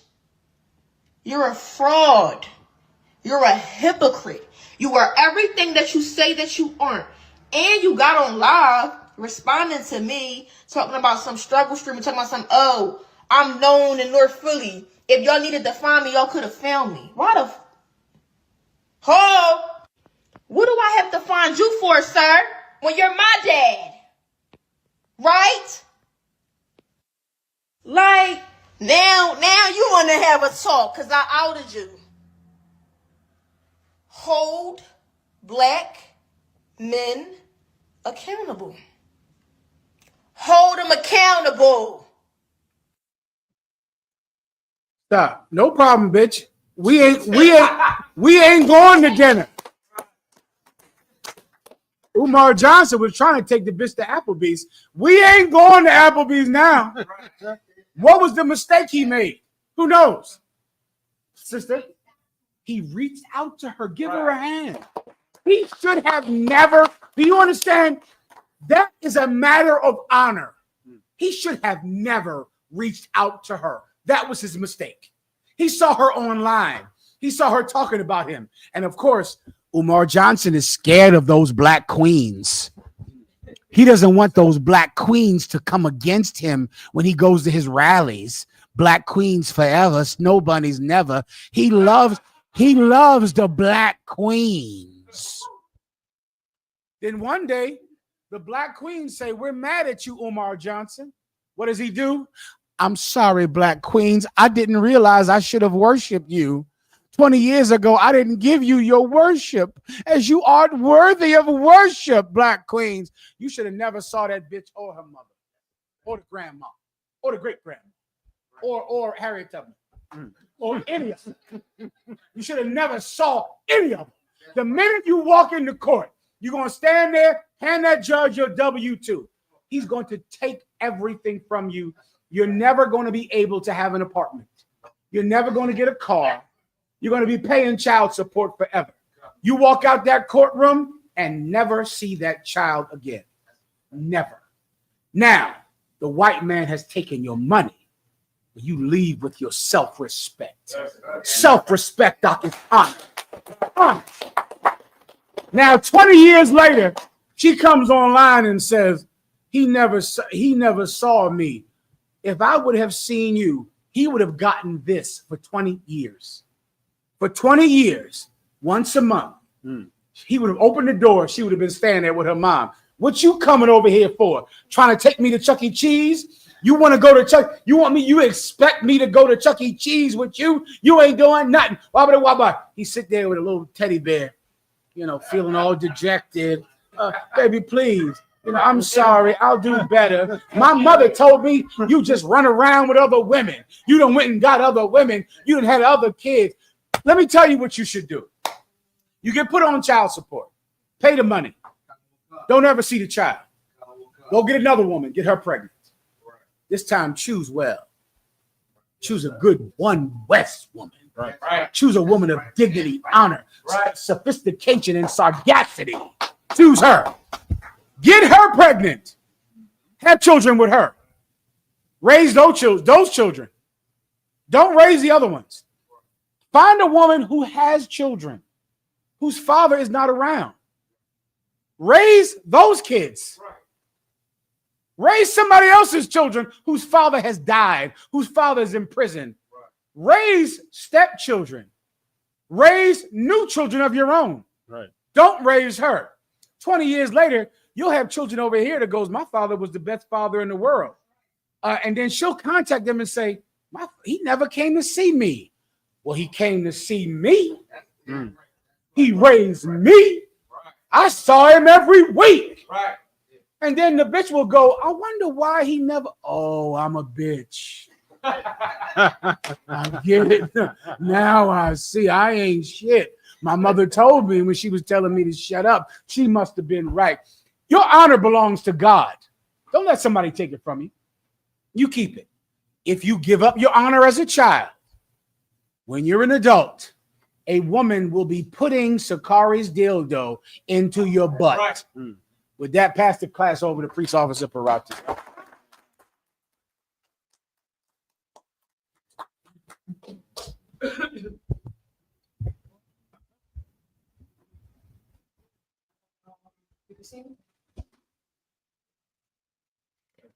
Need help? Just turn it on to me. Oh, this one right here. Okay. Just take out that what's name right there. All right.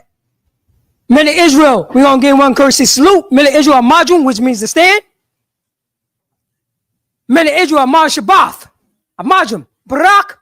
Yahba Hashem Yahweh Rakatah. Yazmatah. Saw and turn to the sisters.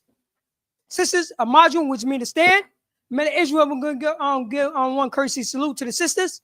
Men of Israel, Amar Shabbath, Amajum, Barak, Yahweh Shema, Atham, Ba'ashem, Yahushua. Yazmatah, class dismissed.